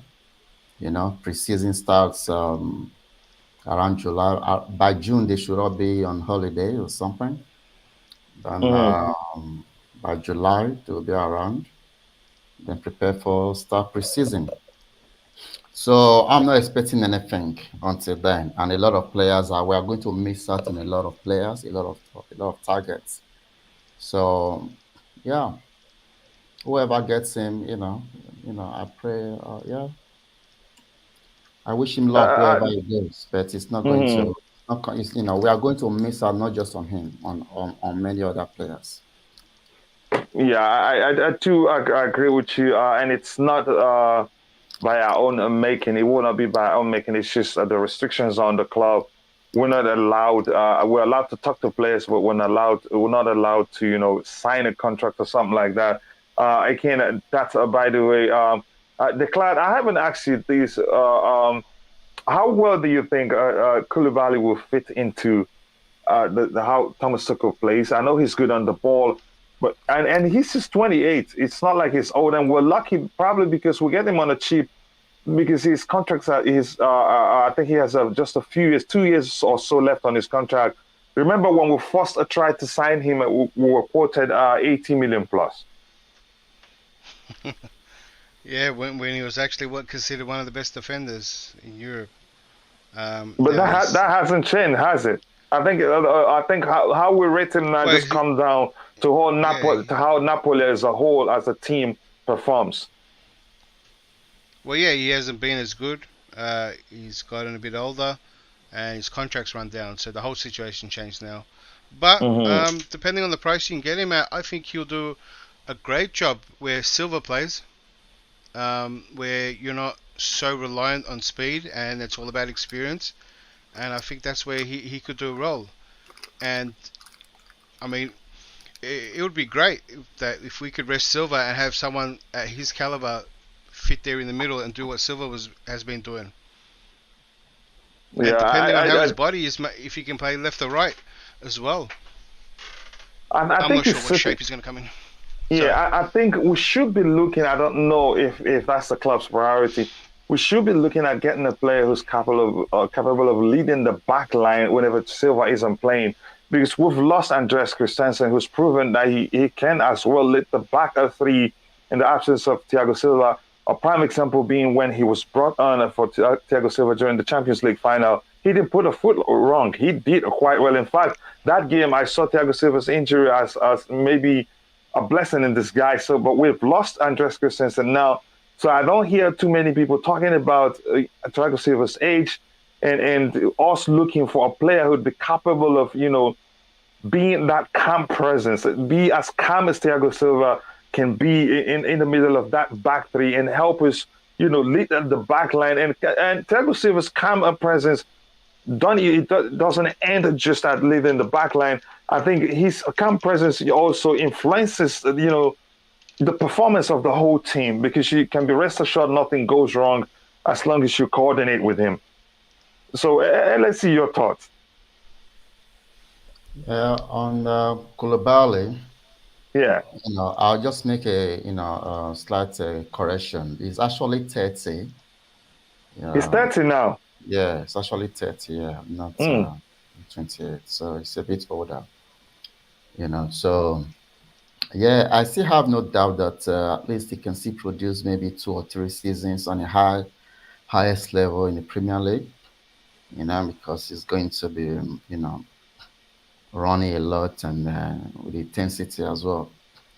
I wouldn't mind. Koulibaly because he already have a relationship with Mendy, and he speaks French. Can speak, Tuchel speak French as well. So, yeah, I think it would be a good shout out to get instead of because we are losing Rudiger, so we need a bit of character in that back line. Yeah, I think it can be that. I think he can also play with Silva. He can play with Silva as well. Even though he normally played that Silva's position. And yeah, I think it would be a good shout. The Pau Torres is one player I would have loved to see at Chelsea because of his tenacity, his mentality, his attitude, it's never dying attitude, it's very, very dogged. I would like that kind of player, not someone that wants to go and take, and have go to the bathroom, go to the toilet every time there's a football match, So it's crazy. It's crazy. Yeah, I get your point. Before I come back to declare, we've hit 104 likes, and I sincerely do appreciate it. Everyone in the chat, you're all absolute legend. And if you're still in the chat, if you can see this link, this is the link to the pregame show. Please take a minute to go there. Even if you're not going to make it, drop a like on the video. That will help us reach more people. Please be sure to like the video for the pregame show. And if you can be there, that would be great. And Declan, I want to come back to you. We have just a few minutes to round up. Your thoughts on this comment on the screen regarding the light as the central defender there, Koulibaly left, and Jorginho will be leaving to Juve and Kepa to Napoli. Would you like to see that happen? Yeah, especially Kepa. He's one that has to go.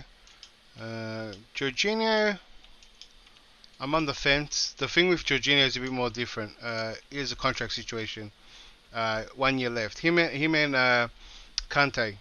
So I think I'm on the side of if they sign, then maybe they should stay. If they don't want to sign, then maybe we should sell them. And in this time where we're going to spend a lot, we probably can recruit the maximum amount of money of some of the players that probably aren't going to be around in the near future. So I agree with that. Yeah. That statement, that comment that you put up. Yeah, and before I go to LSC again, here Tribly says Marquee, who is twice rejected us. Did we try signing him under Thomas Tuchel? Have we tried that? We haven't. I don't think we have tried signing him. There was rumors that PSG wouldn't sell. That we. Oh, so we those were just probably rumors, reached out, tried to see if they would sell him, and he okay. And that's okay. If that's the case, so that's by the way. That's declared. Let me ask you this question before I go to LSC. Haven't heard that Todd Boehly has promised to make 2 marquee signings.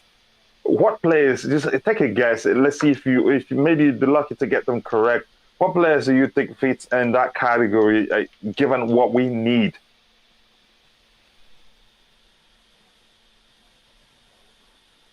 Are you there, Declan? Hello? I think I cut out a little bit. Sorry, I missed it. I'm saying, given that that's the rumors that Todd Boehly has promised to make 2 marquee signings, what players, if you want to take a guess, what players do you think fits that category? Well, it's just like he asked before, what is a marquee signing? Mm-hmm. And whether that's true or not. So, I mean, I don't want one of the big names. I mean, the names that have been thrown around, like Lewandowski and all that, I'm not actually keen. You know, if Kounde comes under a marquee, then yeah, I want Kounde. So that's how I look at it. Kounde, Koulibaly, that they would be the names I'd be after. And Tchouameni. So, I mean, mm-hmm. I would like to think that these can be marquee signings. So you think Kounde counts as a marquee signing and Tchouameni counts as a marquee signing? I hope so, just because maybe the money. If we're just going by a name, I'm not happy about that one. Yeah, and here True Blue says that we will bring in money and are allowed to spend 90% without breaching rules this summer because of the new owners. It's called an investment I learned from Starvo, who again, I think you two declared. And 2 marquee signings is probably an attacker, either a midfielder or another attacker, possibly, but we'll see. If you can give names, let's see how lucky you are. Ray Allen, he will be replaced and says Tchouameni or Declan Rice. Declan Rice can also count. Wouldn't Declan Rice count as a marquee signing, Declan? Yeah, just kind of like the names I read. Yeah, Declan Rice would be as well. It just kind of means what you define as marquee. I mean, a big money signing could be a marquee as well. Well, if we're going names, yeah.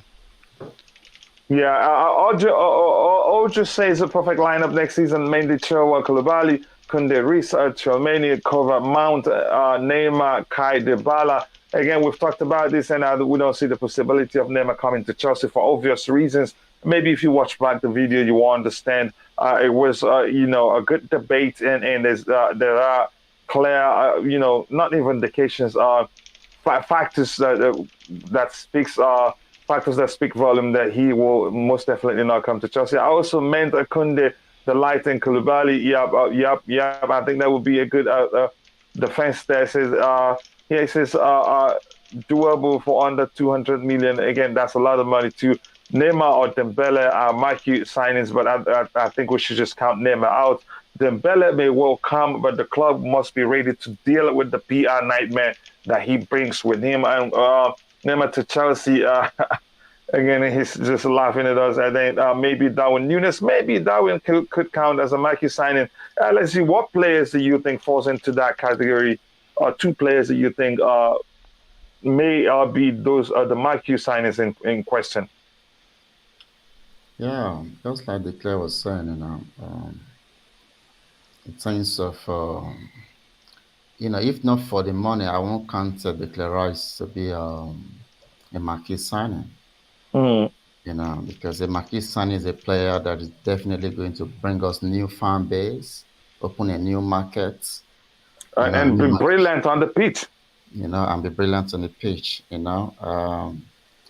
Yeah, so a player like Lewandowski, is obviously a marquee because some Polish, though most of the fan base in Poland, they've already gravitated towards Bayern Munich.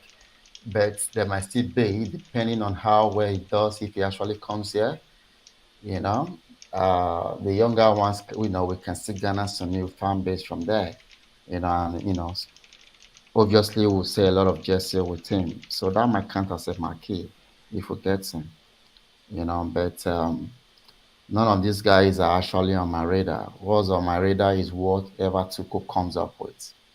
That's who I'm going to be rooting for. On the issue of Dembele can count as a marquee signing. People talk about the controversy and all of that. I don't see anything that is said or did to be controversial. If we are actually honest, all right, growing up in Africa, we no understand this. Watching, especially in the 80s, watching, Chinese movies and stuff like that. We all make fun of, we make fun of it. We talk about the language being funny and all of that. So let's not be hypocrites. But that's in your home theater or living room where you're watching the TV, and you're not you're not in the public eye. It doesn't matter. It doesn't matter. At the end of the day, he hasn't done he hasn't make anything or draw anything to basically suggest that he has animosity towards a specific group. You understand? This was just something that he felt innocent and talk about, So that's what I don't think, people should lead more into that, with Dembele, So we have to also understand, where he's coming from and his background as well, instead of just trying to throw the baby out with the bathwater. So Tuchel spoke beautifully about him, when he was asked, who is the best player that, he's ever coached. He said, I'm just going to paraphrase him. He was basically saying that he doesn't want to be unfair to other players, but Dembele was so beautiful to watch on the pitch, So if we are going to get him, let's get him. Let's, as fans, not start talking about it. We already have the stuff for the rickets, So let's not drive at someone that can help us.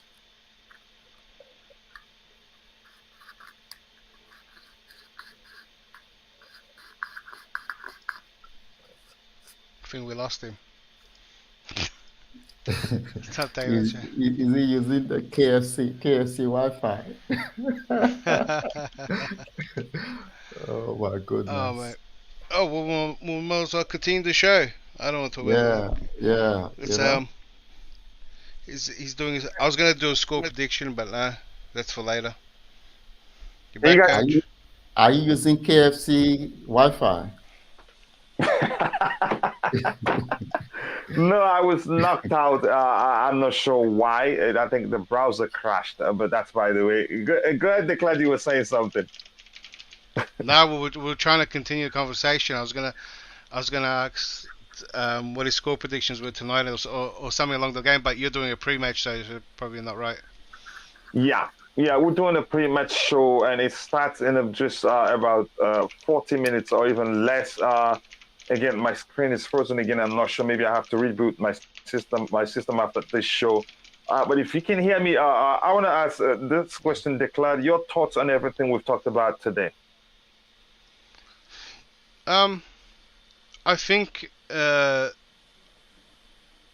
level of, what was I say? It's a mixture of excitement from people, and people are getting so involved because we are probably going to go through one of the biggest transfers, and there's going to be a lot of talks on who people want and don't want, and you can see some of the big disagreements we had today about some players staying or leaving.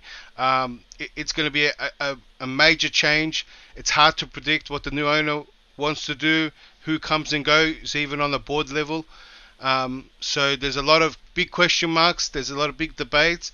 Everyone thinks they know what's going to happen, but we don't. And I think, overall, I think it's exciting that everyone is really invested and involved on what could happen, and that gives a massive range. When there's more questions, there's more more opinions, and it's probably a good way.